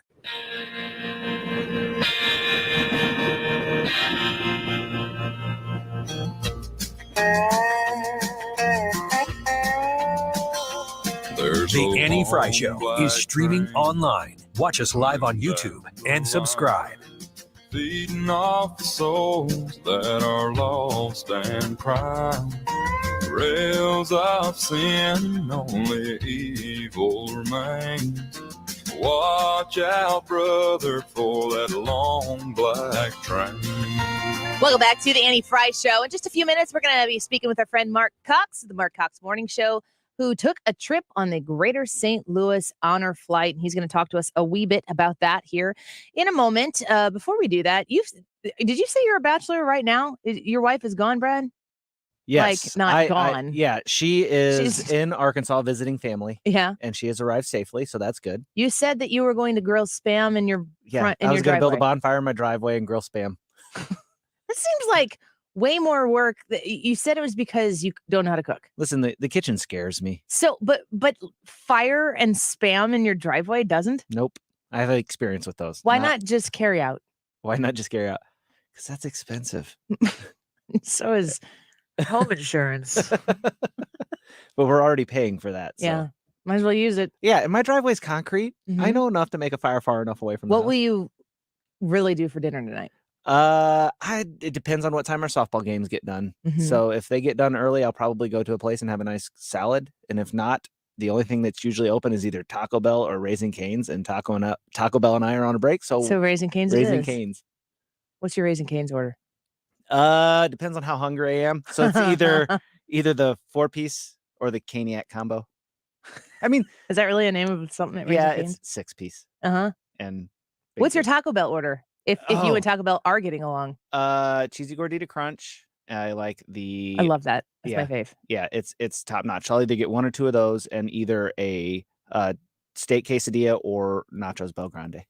Okay, hard to eat while you're driving though. Yeah, but I live close enough to those that I can take them home and they're not soggy. Do you really wait till you get home to eat? Mm-hmm. Yeah. That takes willpower. Yeah, well, I don't like cleaning my truck either, so. Fair enough. Yeah, you got it all figured out. All right, well, let's get to our guest here, our friend Mark Cox of the Mark Cox Morning Show, on with us right now. Mark, thank you for making some time in your busy 24. How long is this? 36 hours of a trip that you're on? No, it's probably going to be about 12 hours total. We left Lambert this morning at 6, about 5:30, and we'll get back tonight about 8 o'clock. So 12, 13 hours, something like that. A quick trip to Washington, D.C. with a group of 59 veterans, many of them Korean War and mostly Vietnam War veterans who came on this GSL honor flight. And boy, Annie, what an experience. So it's I want to tell people, I should have said this at first, the Greater St. Louis Honor Flight. If you want to learn more about this, as you listen to Mark talk about this, go to gslhonorflight.org. This is a whirlwind trip for you, Mark. Tell me about the experience that they create for the veterans and how you got to be a part of it. What a great group of people. They started this in 2010 with the idea of allowing veterans who had maybe never seen the memorials that have been put up to their service time in D.C. Most of them are aging. Of the almost 60 people we have here, 45 or 46 of them are in wheelchairs, just to give you an idea. So there are a ton of volunteers who do this routinely. They take 4 or 5 of these trips a year, and all the money is donated either by corporations or individuals to gslhonorflight.org. It's quite an undertaking. They charter a flight from Southwest Airlines, so we're the only people on the plane. They take care of these people from start to finish. They feed them breakfast, lunch, and dinner. They've taken us to the Korean, Vietnam, World War II memorials, the Iwo Jima Memorial. We just pulled up, Annie, to Arlington National Cemetery to the Tomb of the Unknown Soldier, and we're about to go back and watch that ceremony here in just a few minutes, the changing of the guard. Wow. It's really something, yeah. Mark on our YouTube channel, the Annie Frey YouTube channel, here just said, I was honored to go with my father, a Korean vet, on 10 in October of 2019. It's an amazing experience. He has now passed, but described it as one of the best experiences of his life. Mark, when you're watching, you're taking part in this whole process, but you're with these veterans who are going through this experience and have such a personal, and in some cases, I'm sure many of these individuals don't talk about any of this with other people. So the personal nature with which this experience touches a place of these people's lives that they have given so much of themselves to. What's their experience as they're taking this in? Yeah, that's very true, Annie. I've talked to the Cromer brothers. Ed and Harry are here. The 2 people that aren't here with them are their 2 brothers who are already deceased. One was killed in Vietnam. The other one died just a few years ago. So they've traveled here together to see this memorial, and they're thanking me for coming along. And I'm like, you got to be kidding me. I asked one of them, why is this so significant for you? And he said, well, to be honest with you, and some members of your audience will relate to this, when a lot of these Vietnam War veterans returned, they didn't get a good greeting in the United States. They didn't get a lot of honor and respect because of all of the controversies about that war. That a lot of the blame was wrongly put on the soldiers who were over there. So these honor flights come from all over the country, but in St. Louis, I think they do an extra special job of treating these folks with respect, and they love it so much. You can just see it on their faces, and it's going to be a long day for most of them. But this is supposed to be the icing on the cake here at Arlington, to get to come up here and watch the changing of the guard in a few minutes, and I can't wait to see the expression on their faces as they do that. I'm looking at gslhonorflight.org, and for people who may think, oh my gosh, I'd love to have my family member partake in this event, you can go to gslhonorflight.org. It says veteran application right there at the top, but it also says, for the rest of us, it does say donate. It says help send World War II, Korean War, and Vietnam War veterans to Washington, D.C. to experience their memorials free of charge. And you can give a one-time donation of anything. And to your point, Mark, this is a homegrown institution here in St. Louis, and this is a place where people want to contribute. They can feel it locally pretty easily. Well, they take the flights as they get the funds in. They were going to do 4 flights this year. They ended up with some extra donations, and they were able to fund an additional flight. So the one we're on right now was added. So they'll do a total of 5. And, of course, they had to lay off for a couple of years during the pandemic. So they're back at it, and anything people can do to make this experience for a veteran, I would really encourage them to do that. this has really been humbling to get to travel with them and see this. Well, we want to let you get back to it, and please share with anybody who cares to know that the Annie Frey Show is so grateful for their service and their sacrifice. And I'm so glad that you get to be a part of it, Mark, and to see this and to put a spotlight on this so that the St. Louis, the 97.1 family can come together and donate and support to make sure that more people get to do this in the future.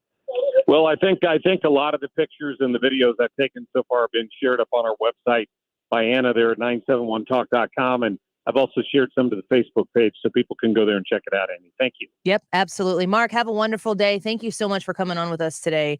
The Mark Cox Morning Show, 5 a.m. to 9 a.m. right here on 97.1. But really great that he was able to do this. And I would encourage you very much so. Go to 971talk.com to view those pictures. Make sure you like the Mark Cox Morning Show Facebook page, and you can see some of that stuff there. Brad, do you have veterans in your family, in your close family? Close family. My father-in-law is a Vietnam vet. He was Air Force and he did meteorology over there, but he did go to Vietnam. And, I don't know if they're listening now because my wife said they were listening on the car ride down. But I have a story that he used to tell my mother-in-law that he actually had an elephant and had to ride an elephant to work when he was there because they were corresponding with letters. Wow. So he That's didn't actually have an elephant. He just told her that. Yeah. But that was the kind of the games he used to play. But it's a really cool story to get to hear, like, how different it was for them and how, for you and I, if my spouse is in Arkansas, if I wanted to call her, I just pick up my phone and I give her a call. But whenever he went away to Vietnam, you're gone. You're gone. And you had the letters and that was it. And it was months and weeks you waited to hear back from someone. And like same thing with World War II. Weeks and months, and maybe they're alive still, maybe they're not. You know, there was just stuff like that. My grandpa, my dad's dad was a World War II vet. I think he was an Army captain. I hope I'm getting that right. But he was a topographer. He knew how to do maps of farms. Okay. Here in the Midwest. So he knew how to make maps. It's a valuable skill. And he became a topographer in the Army during World War II. And he wrote a book, the story of his life. The way I understood the story to go is grandpa had a way of speaking to my dad, who was their only child. Well, when I was your age, and then he would go in and fill in the blank here. That sentence can be ended in a lot of different ways. But he ended up putting together a book called When I Was Your Age, and he wrote his story, his life story down. And I'm so glad that I have that, because he wasn't one that was unwilling to talk about his service. But I mean, I was 20 years old when he died. So I got 20 great years of my grandpa, and I'm so grateful for that. I got 18 with my grandmother. Grandma's from Australia. Grandpa met grandma in Australia when he was stationed there, in the same building as General MacArthur. And you just think World War II vets, there's so few of them left. There's so few of those people who were part of that greatest generation. And it seems as though the World War II veterans always had a bigger spotlight on them than potentially veterans from other conflicts, right? Which is not fair in any capacity. I mean, for anybody who signs up and who serves their country, they deserve the unwavering gratitude and support of people like me and you, being so grateful that we get to live in a free country, even though it's busted in some ways, that we still get to be free here. I'm glad that they're taking Korean War veterans out of there. I mean, I think they call the Korean War the Forgotten War. It gets missed a lot because it's overshadowed by Vietnam and World War II on both ends. But man, I read some books on what those soldiers did over there and the things that they did. They are honorable, wonderful. And they answered the call, which I think is, for anybody who goes into those conflicts, and for people who sign up and never have to serve in conflict, they don't sign up going, well, I'll sign on this dotted line because this is where I don't have to risk my life. That's not the way it works. And this country is free because of those people, and to be able to honor them, and for the Greater St. Louis Honor Flight to be able to honor them, I'm just very grateful that GSLHonorFlight.org is the website that is a possibility for people here in the St. Louis region. So please, if it's something that reflects upon your family and you'd like them to experience it, check it out. But please, GSLHonorFlight.org. Donate $1 or $2. We'll be back in the 2:00 hour. Don't go away.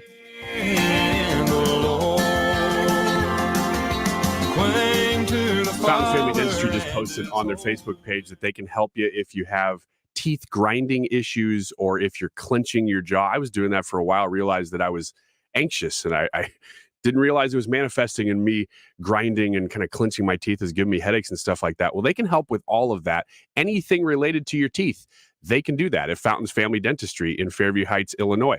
And they do have first-time patient specials. So if you've never visited them before, they will offer those things to you that they offer in the mailings that they send out. So good deals and, of course, good people. They're going to treat you like you're a kid, which I always appreciate and my kids appreciate. So whether you have a family or it's just you, Fountains Family Dentistry is there for you just off of Highway 64 in Fairview Heights, Illinois. Easy to get to from anywhere in Illinois, but also in Missouri because it is right off the highway. So give them a visit on their website, fountainsfamilydentistry.com. That's where you can see all the services that I just mentioned there and more, fountainsfamilydentistry.com. This is a great time of the year to upgrade the energy efficiency in your home with my friends at Window World. Mark Cox here to tell you more about my experience with Window World. They replaced a couple of windows at my house. They were just panes of glass. We wanted to be able to get some airflow into the master bathroom. They came out, they gave us a free estimate, and then had the windows at seams installed in no time. Very professional. Lifetime warranty I get, and you get an extra double strength glass on their replacement windows that's not common. So you're getting a great price, simply the best for less. They do front entry doors, rear entry doors if you're looking to replace that back door or sliding glass door in your home. They've got a great selection at Window World. They're also right now offering 18 months, same as cash financing, of course, with approved credit. The preferred window of the St. Louis Blues. 314-993-1800, windowworld.com. AMCO presents Bet You Didn't Know. Bet you didn't know that your car's transmission is made up of 800 pieces. Also, bet you didn't know that AMCO's fixed over 40 million transmissions and that AMCO offers a nationwide warranty. AMCO offers easy payment plan options for most any credit situation, so you can fix it fast and pay it off slow at AMCO. That's AMCO, AA-MCO. Oh, Adam, you are so romantic. And I love the kitchen you found with all these great crumbs. Yeah, baby, only the finest crumbs in the kitchen for my favorite aunt. Did I just hear a car door slam? Oh, no. It's the pest control company again with those green wheels. They always kill the move. This is Derek, the owner of All Solutions Pest Control. Give us a call today at 636-486-7888. If a pest-free home is your goal, call All Solutions Pest Control. KFTK FM Florissant, driven by the Bomarito Automotive Group, 97.1 FM Talk. An Odyssey station. The January 6th hearings continue. I'm Laura Cantor, Fox News. The House Select Committee holding another hearing Tuesday, where the focus is on the far-right Proud Boys and Oath Keepers activities during the riots at the Capitol on January 6th. Vice Chairwoman GOP Representative Liz Cheney of Wyoming commenting on former White House counsel Pat Cipolloni's deposition before the January 6th committee last week. You've heard us call for Mr. Cipollone to come forward to testify. He did, and Mr. Cipolloni's testimony met our expectations. We will save for our next hearing President Trump's behavior during the violence of January 6th. Republicans say that Democrats are using the hearings as a distraction from the inflation crisis. President Biden met with Mexican President Obrador at the White House today to discuss topics including the global economy and immigration. President Biden criticizing the Republicans' view on migration. I'm waiting for the Republican Party to go back to traditional conservative positions. Republicans say that the Biden administration's handling of the border crisis is resulting in a rapid increase of migrants attempting to cross the southern border, which is overwhelming Border Patrol. A COVID-19 briefing at the White House earlier today. Fox's Tanya J. Powers has more. During today's White House COVID-19 briefing, CDC Director Dr. Rochelle Walensky said the 7-day average of COVID hospitalizations has doubled since May, and that a more transmissible Omicron offshoot is driving new cases. CDC's weekly nowcast estimate indicates that BA.5 is predicted to represent 65% of circulating variants. She urged Americans to be vaccinated against COVID and get boosters, saying the BA.5 variant is also more immune evading. The funeral for Japan's former Prime Minister Shinzo Abe was held earlier Tuesday. America is listening to Fox News. Dell's Black Friday and July sale is here. Power productivity with a tech refresh, now with up to 45% off top-rated laptops like the XPS, along with our special deals on business desktops with Intel Core processors. Get big savings on the latest servers, storage, monitors, and more with free shipping and special financing with Dell Business Credit. Upgrade today by calling 877-ASK-DELL. That's 877-ASK-DELL. Every search you make, every click you take, they'll be watching you. Tired of companies like Google and Facebook watching everything you do online? There's actually a simple solution. DuckDuckGo. It's an all-in-one privacy app with a built-in private search engine, web browser, one-click data clearing, email protection, and more, all for free. Download the app today and get the most comprehensive privacy protection with the push of a button. DuckDuckGo. Privacy simplified. Air Comfort Service Heating and Cooling Weather with Chief Meteorologist Dave Murray. Keeping the sunshine alive and well going through our Tuesday afternoon. Temperatures and humidity levels a little bit better than yesterday. 89, 90 for the high. Yesterday, the hottest of the week. Tonight, clear skies. Upper 80s this evening. 66 for the nice overnight low. Wednesday and Thursday, sunshine and 88 each day. This is 97.1 FM Talk. Chief Meteorologist Dave Murray.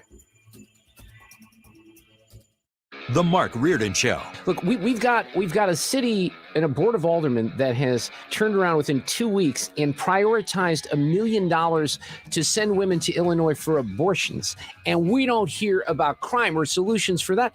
I think the people in the city realize that that's bunk. I don't care if you're pro-life or pro-choice. That is not a priority that should exist right now. I guess the progressives think it should, but people are worried about crime and paying their bills. The Mark Reardon Show.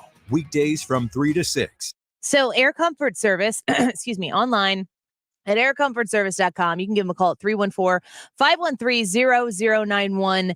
As you know, it's been hot outside, and you want to make sure that your comfort zone is always there when you need it inside. You're spending money to run your air conditioner, but are you spending too much money to run your air conditioner too often, too frequently? Are you wasting the energy in your house because you haven't had the proper maintenance done on the AC unit or the tune-up that might be needed, and therefore you're spending extra money on your energy right now and potentially down the road needing to replace that air conditioning unit? Or if you're like me, you have no idea what's going on with your air conditioning unit. So you want to have somebody come in. If you notice it's not blowing as cool as it should be or as much as it should be, you need to have the experts come in, because this can save you a lot of money down the road. If you are, the alternative is kicking the can down the road and not doing anything. When you call Air Comfort Service, they're going to send experts out who are kind and courteous and respectful of your home, that are going to give you the options, all of the options that you have to make sure that your comfort zone is easily attainable and quickly. This is what you do. Call them 314-513-0091. That's 314-513-0091. Online, aircomfortservice.com. This is your captain speaking. You better buckle your seatbelts for this one. I noticed my passport was due to expire, so I went to Staples. I got a passport photo in 10 minutes, so we're good to go.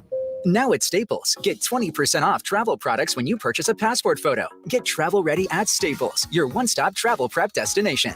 Let me tell you about another time that Staples saved my caboose. That all started back. N731, in-store only. Excludes Instacart orders, certain products, services, and technology. See staplesconnect.com/services/travel for details. People do some pretty cool things in their 40s and 50s, like go back to college,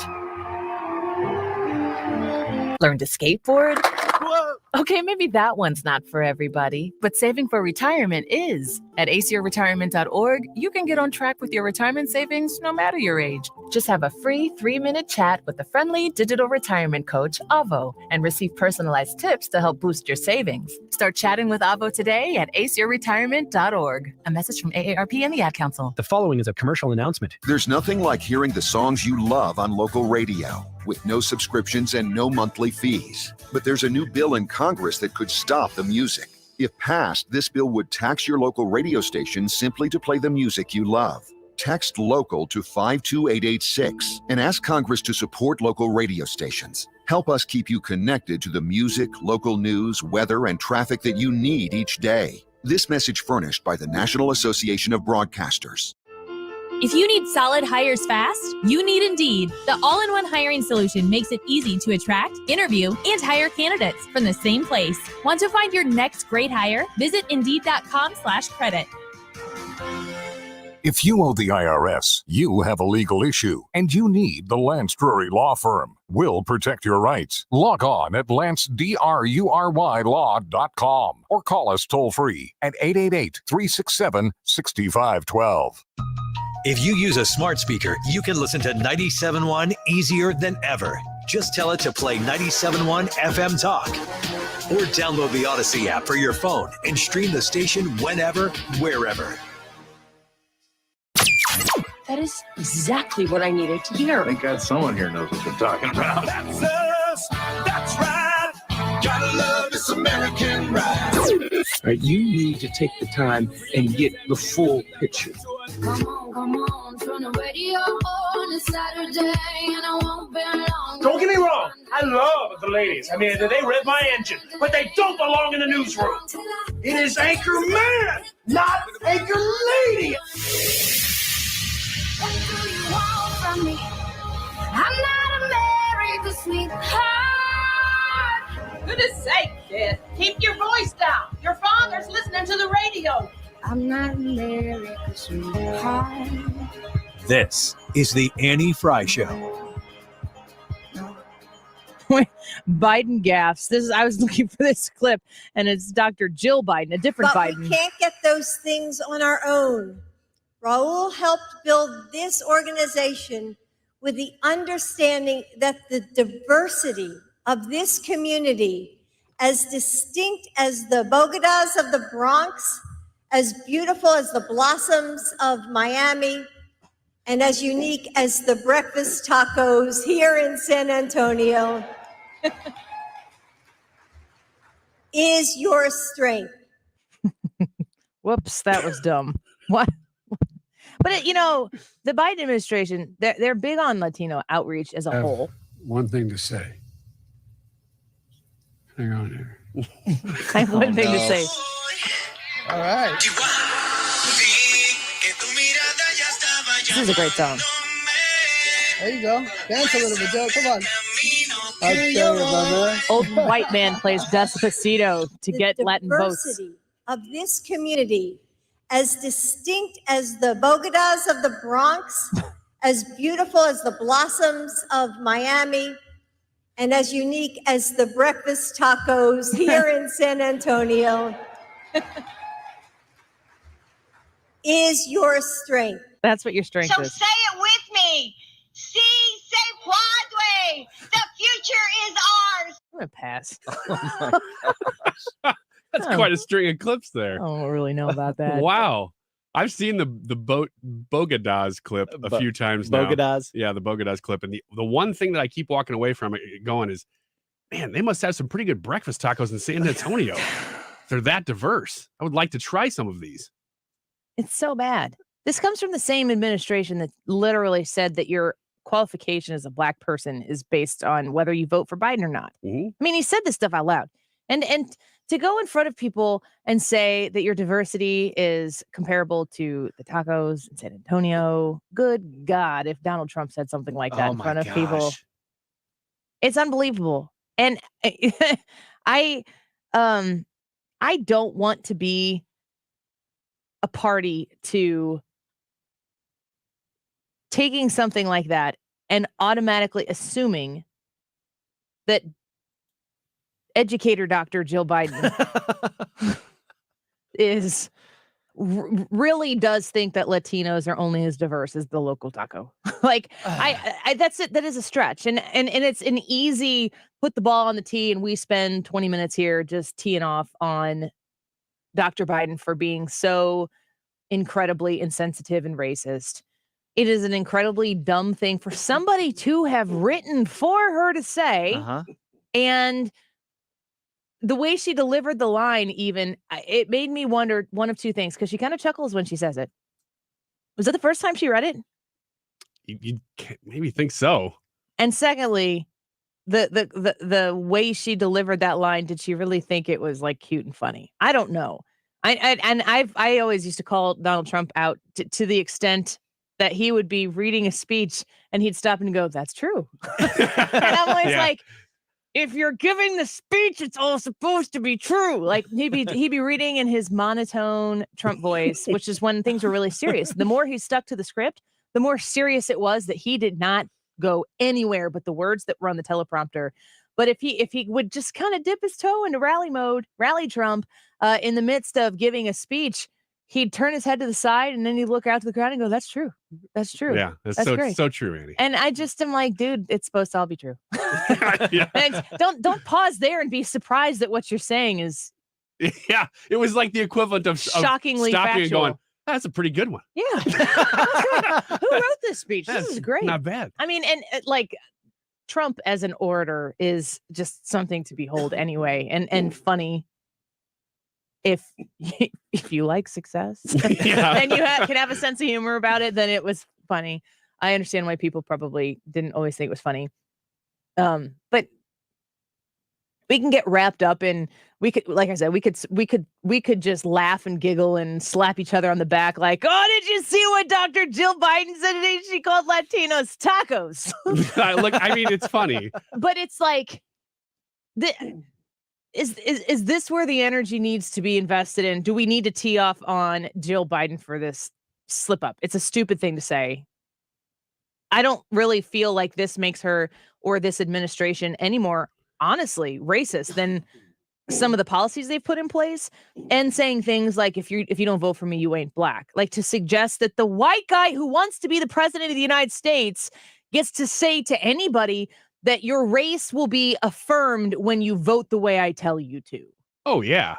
I mean, some of the clips from Joe Biden's past, like living in a racial jungle and some of those things, you're like, whoa, man, that's Can't like go to a 7-Eleven without seeing. I don't even want to like guess. I know, you're like, quote it. I mean, it's like racist stuff. And then this stuff, but I'm really glad you said this, Andy, because when I saw it, I thought the same thing. And there's a lot of outrage culture kind of spiked on this one. And it was because it's weird because it's like the people who are saying it, they're not actually outraged by it, but they're realizing, well, if I'm going to win the political battle, that's how you do it. And so just like the left will just scream about these things and you go, are you really that mad? I've seen some of that from the right on this, and you go, I don't think you're actually that mad. I think you're seeing this as an opportunity to score, and we all should just stop it. And you don't need this point. No, you don't. On your side. Yeah. Go to the gas station and fill up. That's it, right? Yeah. I find it interesting that The View was talking about this. Oh, were they? And you know my thoughts and about the View. I have thoughts and prayers. Thoughts that, and prayerfully that it would be canceled. ABC's The View criticized Jill Biden. Here's what Whoopi said. You think somebody might have read the speech beforehand and said, maybe you don't want to say it like this, but this is, I won't even say what it is because, we all step in poo from time to time. And so this happens. But this was really, you can hear the people going, what is she saying? I have a feeling she wouldn't have stumbled over her critical words had it been a Republican that came out and was like, wow, this community is as diverse as your breakfast tacos. Yeah. Well, we all step in poo sometimes. even the Republicans. Co-host Sunny Hostin said that one of the senior producers of their show wondered who wrote that speech and said, yes, got that right.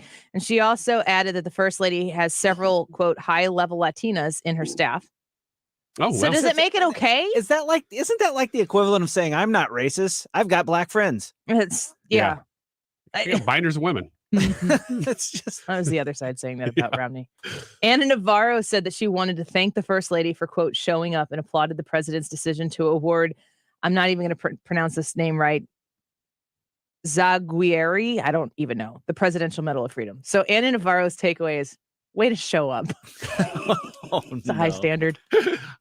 One that they can usually even meet. Yeah. Well, yeah, that's the point, is that Jill Biden typically is the better orator of the two Bidens in the White House right now. Incredibly high standards. Yeah. Well, she's the one who, you see her pulling them aside after speeches and going, Evelyn, my 6-year-old, is a better orator than Molly, my 1-year-old. That is a great standard by which to judge your 6-year-old. That's kind of like that between the Bidens. Yeah. Good job. Yeah. She knows a lot more words. But in this case, yeah, usually you'd think, well, Jill's going to nail it. Joe, I don't know. No, not this time. I don't think that about Jill. No? No. That what? That she's going to nail it. She's not. She doesn't nail it. No. Well, it just seems like less opportunity for error. No, I think it's going to be there. And I think she got a lot of deference because I remember like during the election, like the whole line from the left was, she's got her doctorate. You put some respect on her name. And I'm like, come on. She can't even pronounce bodega. She goes Bogota. I'm going to step in because if you're reading something like, okay, you know this, Ryan. I don't know, Brad, if you've had to do this yet, but if I have to go read a commercial that has been put into a script and I work with the client and the salesperson to put together something that I feel confident going to say, if I want to do it in one take, I gotta it's very bizarre. I have to read only and take my brain out of it. And then I can deliver it usually in one take. So when you are delivering a speech, it is possible that you can slip up on a word and anybody can slip up on a word. I just don't know how you say bodega. Bogota. She even transferred the G and the D. I think Whatever. she flipped them. I don't know how you say that and don't think to yourself, I don't even think that's a word. and like want to not correct yourself. Because because I could totally see myself, I'm going to give a speech on Thursday evening for the St. Clair County Republicans. And I could see myself, and when I do those, I don't ever write a speech that I read. I usually have notes and I go through and I do said speech. But if I were reading, I've never had the luxury of reading from a teleprompter for something that anyone's written for me. If anybody would like to do that, except for you, Wiggins, I'm not reading your speech. I could totally see what you would try to get me to say. I could see how you would be going through that and slip up on a word, but I don't know how you slip up on a word and not hear yourself say something that doesn't actually turn into a word and not stumble to the point where you correct yourself or try to fix the problem. Mm-hmm. Yeah, I mean, obviously, ton of grace. We do it all the time. Yeah. We slip up on words all the time. I did it yesterday at Wiggins America. I couldn't pronounce that girl's name, and it was Brandy. But at the same time, real big curveball. Well, I didn't expect that. So from now on, all names should be Sue. Exactly. For Ryan. Yeah. Peggy or Sue. Peggy's 2 syllables. But like you said, I also stopped and went, well, I butchered that name. You know, you have to acknowledge it and then either correct it or move on.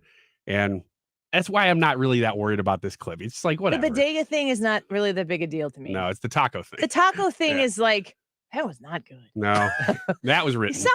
Somebody had to have caught that. How did so? Sunny Hostin went on to say it was a racial stereotype. She used racial stereotypes. So I don't know who wrote that for her, and it was such an unforced error. I'm just reading the quote. 56% of Hispanic Americans identify as Democrats, whereas only 26% of Hispanic Americans identify as Republicans. So she was sort of preaching to the choir. And then Whoopi Goldberg offered a little bit more advice for Mrs. Doctor, education doctor Jill Biden. Quote, I don't know if we all have stepped in it. I know I have stepped in it. So Dr. Jill, just so you know, hear the humor. We get it. We understood what you were trying to do and just try not to do it again. And then Anna Navarro exclaimed, and today is Taco Tuesday. Oh, no. No way. Look, but what she said there is the problem is because it's not a two-way street. It's not a two-way street. And this is a racial stereotype. Is it? Is anybody really that upset? Are you upset if somebody goes, oh, you're kind of a middle class Midwestern American. You're like baseball and apple pie, I'm sure. Or do you go, I'm flattered. You're darn right I am. I mean, that kind of stuff is just like, whatever. So, that I was thinking about this in the context of that Whoopi Goldberg quote. She's just basically saying it happens. We understand you've apologized for it. Learn from it and let's move on. I'm telling you what right now, folks. If I have how long have I been doing the show? 4 years? Middays, 1822. I've been doing this show for 4 years. If I choose to run for office someday, there's 4 years of context that some poor staffer somewhere is going to have to start combing through to pull out the things that I have said in the show. There's nothing that I have said on the show that I feel like I regret or that I am that the intent was not delivered in the right way. But you want to imagine how many things could be taken out of context that I've said on the show that are going to be used against me if I choose to run for office someday. That's already going to happen.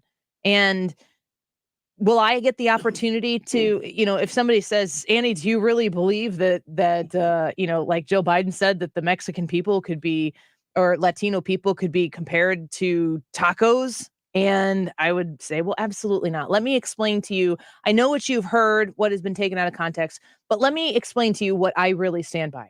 Nobody's going to give me that opportunity. No. Ever. No.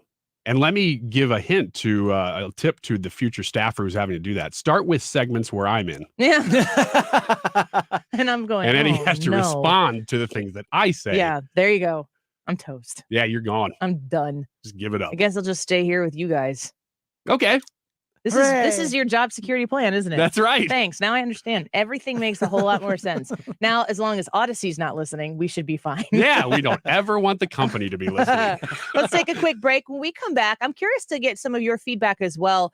I sent this tweet out the other day, and I'll read a couple of the responses that I got from this tweet. And I would like to know what your thoughts are on it. And you can comment on the live stream if you so choose. What matters? What doesn't? Brad and Ryan and I are going to talk about some things that we think do matter and things that don't matter when we come back, along with your thoughts. And while you're on the Annie Frey YouTube channel, vote in the YouTube live chat poll today. Do you trust a new GOP congressional majority to effectively investigate government corruption? Yes, no, or I don't care about corruption. We'll be right back.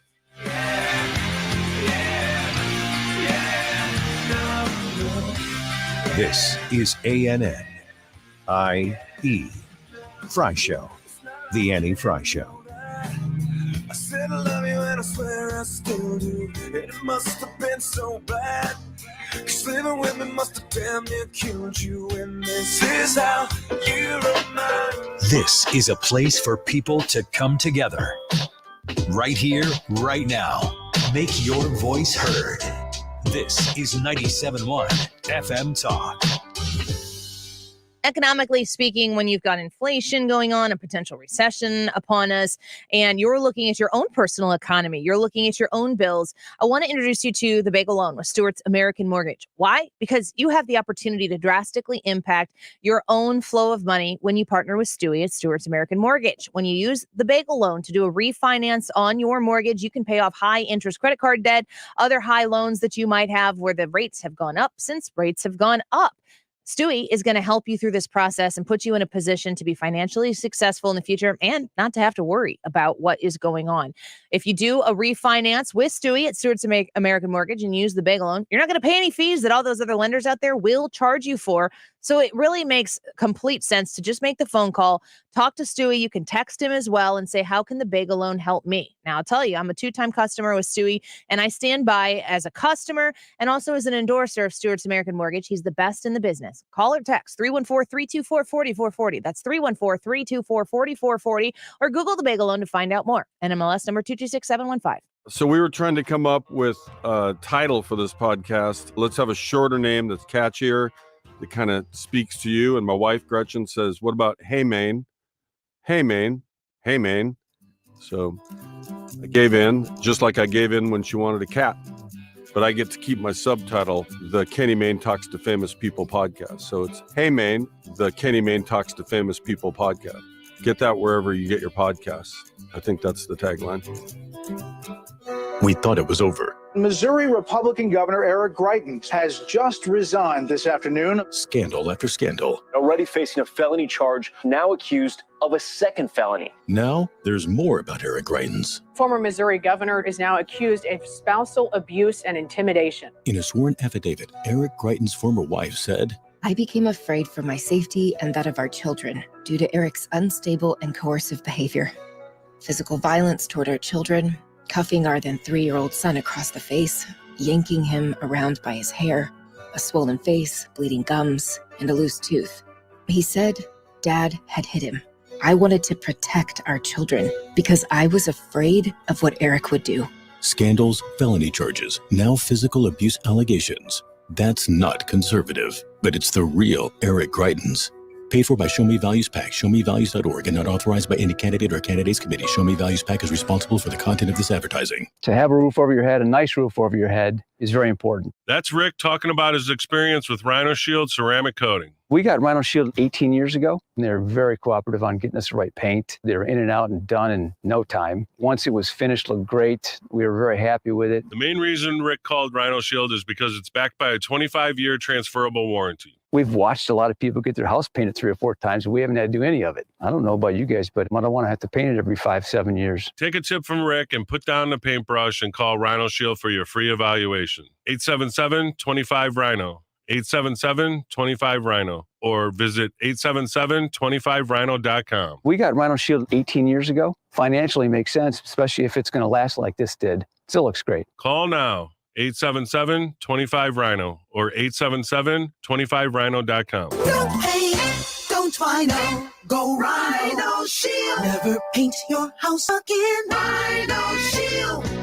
Hi, this is Curtis Barks. I am the owner of Complete Auto Body and Repair, here to tell you about our touchless automotive service. If you're experiencing the constant struggles of having the kids home from school or just want more of that family time where you can listen to them teach you about what they do every day, we provide touchless automotive service, return the vehicle to you clean and ready to go in the comfort of your own home. Check us out online at CompleteAB.com for more information. If it's not perfect, it's not complete. Others can't compete with Complete Auto Body. Dad, and service. Oh yeah, and service. He fixed the car.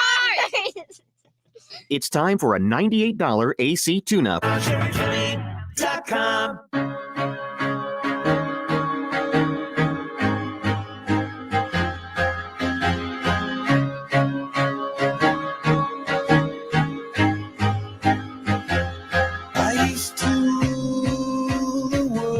Annie Frey Show is streaming online. Watch us live on YouTube and subscribe. Sweep the streets I used to own.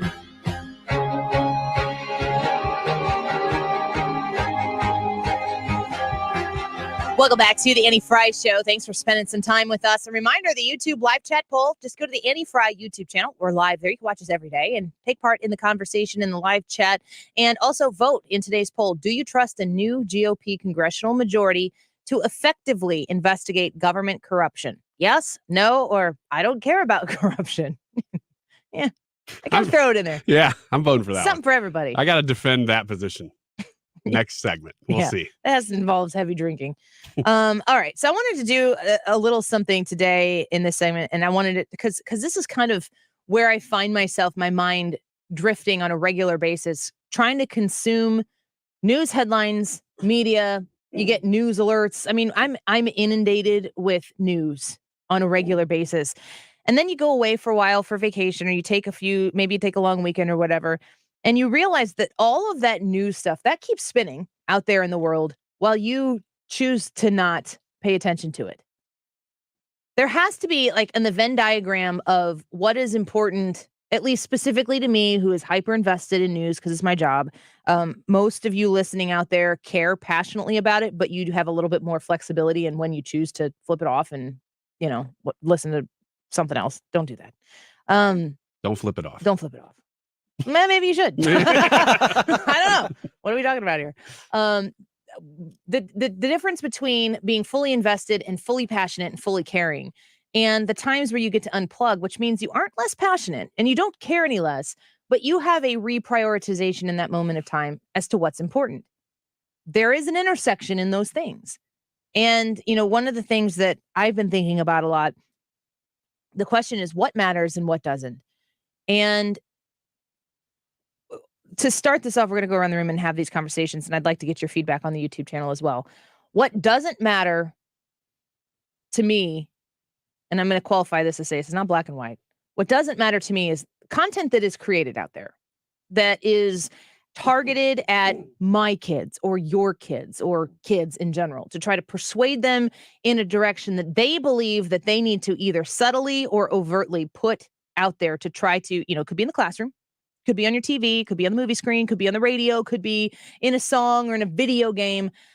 All of the stuff that is being pushed in front of your kids does not matter nearly as much as the family unit and a parent's responsibility to, like a hawk, know where your kids are, what they are doing, what they're consuming, and using each of those opportunities where something does slip through the crack, because you can do your best and it's not ever going to be perfect.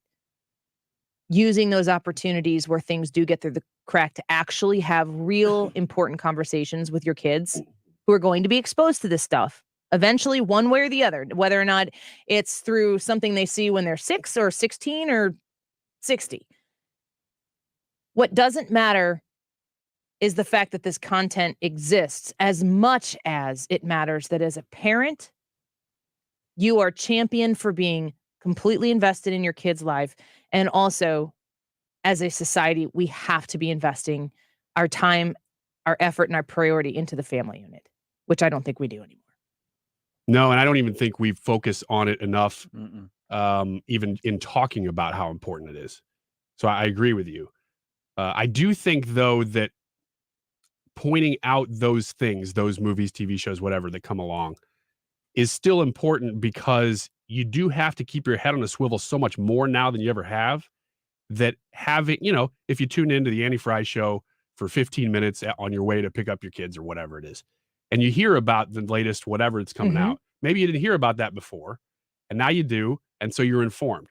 So it sort of is important to talk about it, but you're right. The undercurrent is, it's really still up to you, the parent, to be aware of these things. There's lots of resources out there for you to look these things up too before your kids watch a movie. We do that all the time. I don't know if you do, but yeah, it's ultimately up to the unit, the family unit, and we're not focusing on that quite enough. I think it's a lazy priority to want to shake fists at the people creating this content when we aren't tripling and quadrupling down on elevating the importance of the family unit and the parents' rights and responsibilities. Like, I almost feel like talking about parents' rights is cheapening.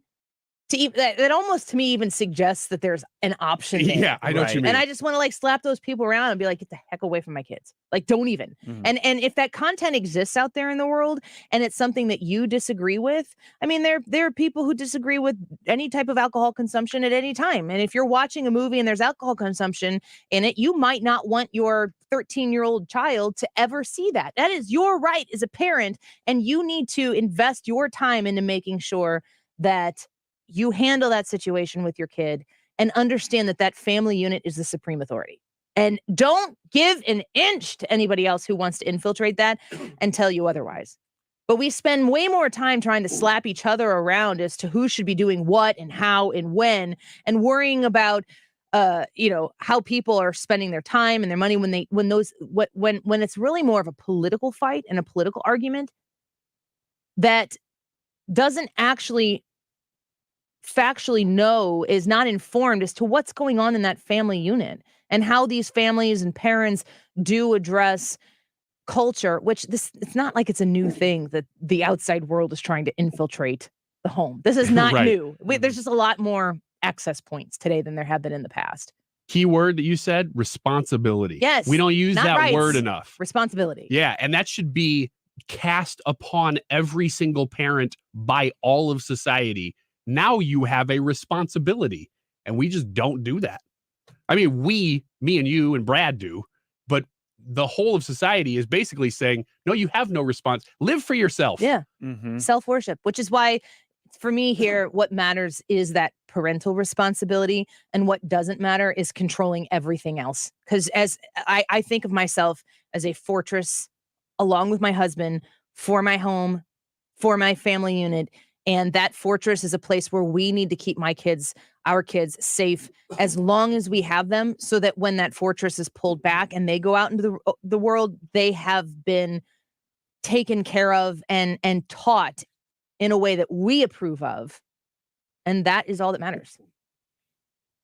I agree with that. Couldn't agree more. What do you got, Ryan? I'm going to say socialism is something that we talk about enough. I'm not going to say too much, but we are using it too much as a buzzword politically, and not enough explaining how it actually is undermining the American way. I'll explain real quick here. We talk about it in terms of the reallocation of wealth a lot, and that's true. We don't talk about it enough in terms of the regulatory state that is making it so hard for small business owners and small businesses to make it, that you're really causing a high up corporate state to exist that can handle all the regulations, and then you're eliminating the middle class. I think we don't explain how that works well enough when we talk about socialism in all of society enough. I think that I always go back to like the success of the Trump years when I was like an idiot on here saying what could possibly happen to make this Trump economy go bad that he wouldn't get elected. Do you have global pandemic on your bingo card? I in fact did not. The spoils of a capitalistic society in American way make us so lazy and privileged that we get to dabble in socialism. But the truth is, to your point, Ryan, you don't get to dabble in socialism. You are or you aren't. And as soon as you turn over this idea where the people on the left that are running for office who want to implement socialistic ideas, they can't do it without implementing socialism. And if you want to implement socialism in America, you have to take away the fundamental thing that makes America America, which is those first three words, we the people. And if you have a socialistic society, a socialistic government, then you're giving the government access to power that they're not supposed to have in America. That's just the only way that it exists. And we are so blessed in the United States of America with so much prosperity and so much success because of our anti-socialistic ways, our capitalistic ways. We're so blessed that politicians who, checks notes, get to be the people in charge if they successfully implement socialism into this country. They get to make you feel good about yourself because you're helping people. If you choose to identify as a democratic socialist, which is just socialist. Yeah. There's no democratic to it. You get to feel good about yourself, which is why I always say voting Democrat is the laziest way to be charitable. Very true. Very, very true. Yeah. I just think there's a disconnect among the people because a lot of people think this way. They think, man, people are out, corporations are out to get the little guy. We need to get the Bernie Sanders in there to help the little guy. That is the exact opposite of what their policies do. And it's not through necessarily the reallocation of wealth exclusively. It is through making it harder for the little guy to move up the ladder. The little guy is always the little guy. What Bernie Sanders wants to do is to be the man. Yeah. He wants the corporations not to be the man. He wants to be the government who is the man. And guess what? The little guy is the little guy in each of those scenarios. And it still props up corporations. Yes. It doesn't end that. So that's mine. Brad, what about you? Well, I was going to kind of go along with what this is kind of what you guys both were talking about. I think it doesn't matter how people caricaturize you. They paint caricatures of you as a Christian, as a Republican, as a Democrat, or whatever. That doesn't matter. What really matters is your character, who you actually are. And if we all would focus on our character and stop worrying about what other people are painting pictures about us about, the truth would be so obvious to all those around you that the caricature of you would never stick. We just need to focus on having good, solid moral character. Yeah, and I would add to that to say that you can't show your character if you're silent. Right. So the caricatures that exist for people who vote Republican or people who call themselves conservatives is self-centered, self-obsessed, wanting to squish down anybody else who conflicts with their pursuit of happiness or success, that they win those arguments every single time that nobody shows up to push back. So you can't show people that your character is different than your caricature if you don't speak up on it. And we are in a society right now where everything is divided by race, demographic, religion, sex, gender, whatever it is. And we're all supposed to be separate. And the only reason that we're supposed to be separate is so that we know where we rank and where we fit in.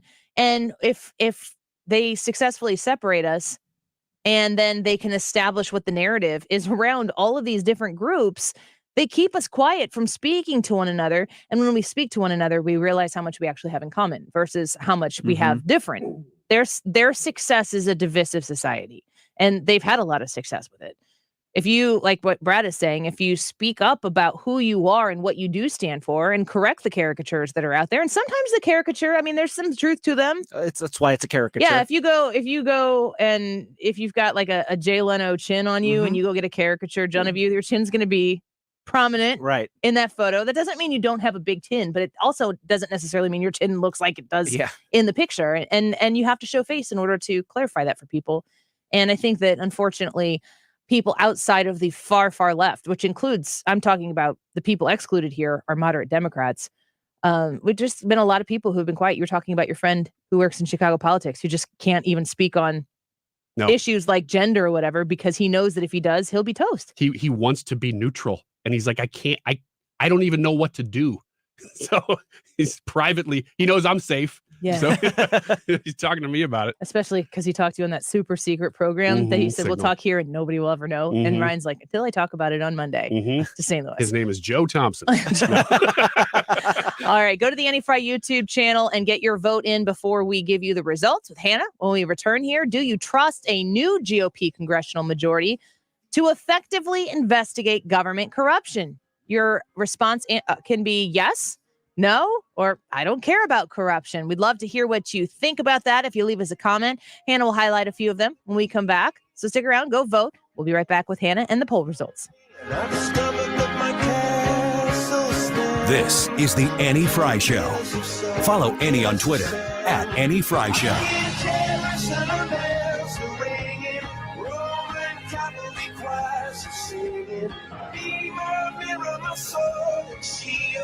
Missionaries in a foreign field. Show. Here's Forest Senator John Lamb to analyze where we are in this race right now. He's a regular on the roundtable. So kind of like, Survivor or something. So Vicky's been voted off the island. She's not on the Trump Island anymore. Weekdays from 3 to 6 on 97.1 FM Talk.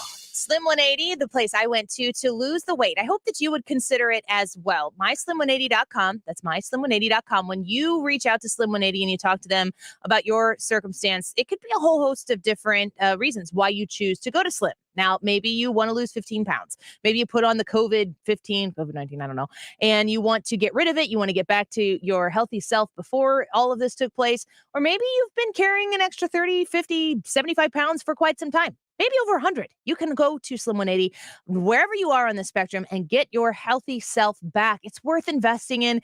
And the results that I experienced, I'm so proud of myself, but also grateful for my relationship with Slim 180 that helped me achieve this success. And I want it for you as well. When you go to Slim 180, talk to them about how they are having a 35% off all programs opportunity for you, whether you do the HCG that I did or their Crave program, their Crave Regenerate nutritional program, all of it.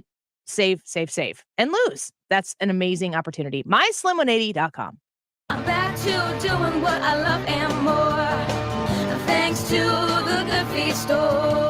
Hi, this is Arnold, owner of the Good Feet Store. How long have you had sharp pain in your heel or that burning sensation on the bottom of your feet? Do you want to lose weight and exercise, but cannot because of foot, ankle, or low back pain? Many people come to the Good Feet Store talking about these same issues. The Good Feet Store has helped thousands of customers. The pain in my foot was so bad I could not walk around for any length of time. I walked in the Good Feet Store in pain, and I walked out pain-free. Call 314-317-9494 or visit one of our 2 locations on Olive, Catty Corner from TGI Fridays, or in Shiloh, Illinois, across from Deerbergs. Thanks to the Good Feet Store. Individual results may vary. Consult your physician for medical conditions. Visit the website goodfeetstlewis.com. Good Feet. Comfort, energy, performance, and pain relief to fit any budget. No shots, no surgery, no medication. Come in for a free test walk today. This is your captain speaking. You better buckle your seatbelts for this one. I noticed my passport was due to expire, so I went to Staples. I got a passport photo in 10 minutes,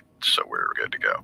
Now at Staples, get 20% off travel products when you purchase a passport photo. Get travel ready at Staples, your one-stop travel prep destination. Hey, let me tell you about another time that Staples saved my caboose. That all started back. N731, in-store only. Excludes Instacart orders, certain products, services, and technology. See staplesconnect.com/services/travel for details. People do some pretty cool things in their 40s and 50s, like go back to college, learn to skateboard. Whoa. Okay, maybe that one's not for everybody, but saving for retirement is. At aceyourretirement.org, you can get on track with your retirement savings no matter your age. Just have a free 3-minute chat with the friendly digital retirement coach, Avo, and receive personalized tips to help boost your savings. Start chatting with Avo today at aceyourretirement.org. A message from AARP and the Ad Council. Hi, this is Ken. And Lori Heisey of Heisey Advisory Group. We're dedicated to helping individuals and families work toward their financial goals. If you're retiring soon, join us Saturday at 9:30 a.m. for your Retirement Highway. Investment advisory services by individuals through AE Wealth Management, LLC. Donate your car to Goodwill and get 4 free tickets to Six Flags. Ride the greats like the Screaming Eagle or hang out at Hurricane Harbor. Donating a car to Goodwill is easy. Towing is free, and you'll get a tax receipt. For more information or to donate online, visit mersgoodwill.org. Use promo code Six Flags. Hurry while supplies last. Give hope. Give local. Give Goodwill.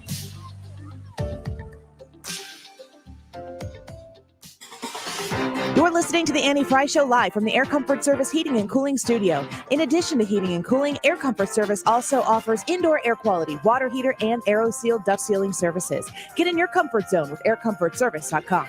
If it's bumper to bumper or smooth sailing, Sue Thomas has you covered with dependable traffic.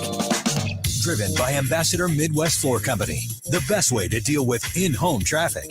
Experience more at Ambassador Midwest Floor.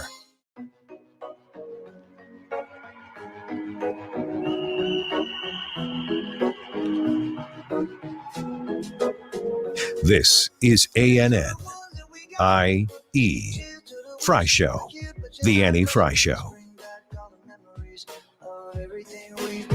That guy sounds bored. I've never heard that before. Oh, you're kidding. It's good, but he's like, this is ANN. Well, I told him to read it. IE. Yeah. The Annie Frey Show. He's normally got some inflection. That one I said, read this very monotone. He either sounded depressed, thought that it was a stupid idea, or he hates the show. He just hates himself. Like, he just did not want to do it. This curse this voice of mine. is Good ANN. job. IE. The Annie Frey Show. Curse this beautiful voice I was born with. Anyway. He got it right away, though.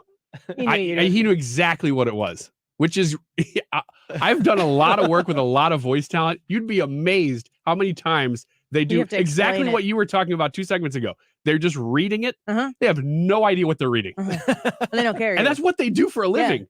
It's amazing. You should ask him to reread it and just give us like a dozen different inflection takes. Yeah. Here, what do you think this should be? Yeah. Fine. I need your most emphatic, your most destroyed, sad response, your angry response. Yeah. The trouble with him is he's really good at getting like that. Like I said, it's rare to have somebody know what you're going for, but he's got no range. No offense to Brad and your last I've name. got all the range. You got all the range. My whole life is range. But he knows what you're going for. But if it's outside of his sweet spot, it ain't gonna happen. You need to change the sweet spot of what you're asking for. Yeah. Play it again. I want to hear how excited he is. Think about this being the best day of his life. Yeah. And he is- This is ANN IE Frey Show, That's not his the Annie Frey Show. Maybe it was the melancholy. It was probably the music. I think behind it's it. the way he says I. This is the ANN. It just sounds to me like he's like, yeah, it's kind of funny, but all right, fine. It's funny, he always gives me a few takes, and so I'm always forced to pick between which one's the best, especially with a jokey kind of one. They're always like the exact same. Like I said, there's no real difference, but he'll give me a few takes. And I'm like, I don't know what the difference between this one and the last one was, but thing pasted 3 times. Okay, thanks. Yeah, you got it the first time. I want to ask you guys here before we get to the results of the poll. Hannah, tell us what the poll is today, and we'll go around the room and get our responses here. All right. The question is, do you trust the new GOP congressional majority to effectively investigate government corruption? Yes, no, or you're not worried about corruption. Hannah, thoughts? I don't trust. You don't. You're a no. Yes, I'm a no. Ryan? I don't care about corruption. Shut you know up. that. You do too. Okay. You're actually obsessed with it. Yeah, it's Leads America. I got my own show. We got to talk about corruption all the time. So I think, yes, they will be effective, not because they're effective people. It's just that corrupt. But because there's that much evidence, and the Biden administration there's 2 fronts on which there is no doubt they're going to dive into. One is the border, and it is atrocious. And the laws are very clear that they're breaking. So they have to do that. And that one's got to be very, very obvious. The second is just the treasure trove of the Hunter Biden stuff. And it is everywhere. You have to, I'm telling you folks, get on Fox Nation. If you haven't watched the first 4 episodes of Who is Hunter Biden, it's part 1. It is worth, I mean, even if you subscribe to Fox Nation for this and then you cancel. Again, I'm not paid by Fox News. They don't know that I'm saying this. I watched it myself. I'm speaking from personal experience. Watch the first 4. Everybody in here watched the first 4, right? Mhm. Yep. Worth watching? Worth watching. They're very good. Gave me nightmares, but worth watching. They just came out with part 2, who is Hunter Biden, and there's a lot more. And if you're wondering, like I am, are we just trying to dunk on Hunter Biden here, or is the connection to the presidency, the vice presidency when Joe Biden was vice president, the campaign in the middle? Does that connection exist? You need to watch this so you can answer that question for yourself. Exactly. And there's so much that you've heard over the last 2-3 years. This kind of puts it all into perspective quickly. Yeah, they definitely make a case for investigations to take place. What about corruption for you? So corruption matters to me. It bothers me. It bothers me a whole bunch. And the question is, will they be effective? And to me, effective means that something will come of it. And I don't believe they'll be effective. I think that they'll investigate it. I think they'll overturn a whole bunch of stuff. I think they'll find a bunch of nasty backroom deals and nothing will happen to anybody. And so to me, that's not effective. Don't you think that if it's worth investigating, in my mind, specifically talking about the Hunter Biden stuff, if it's worth investigating, then that means that there has been an established, if it's worth investigating by Congress, not by the DOJ, by like the people who are supposed to fight for justice, right? Where an American is an American is an American and we're all under the same law. Totally different story. If we're going to spend taxpayer dime on congressional investigations, it can't be to prove that Hunter Biden is a wayward soul with lots of trouble in his life and addiction and just depravity. We have that evidence. Case closed on that.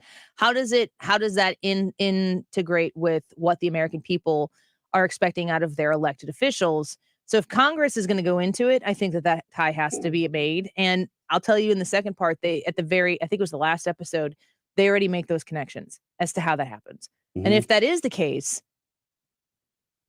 I'm going to say yes to my response to this poll. I do believe that a GOP congressional majority can effectively investigate this. And the reason why I believe that is because they kind of already have. They already have seen it. They just haven't had the authority and the majority to do anything about it. So I think that they already have a big heads up on how to start acting on day one.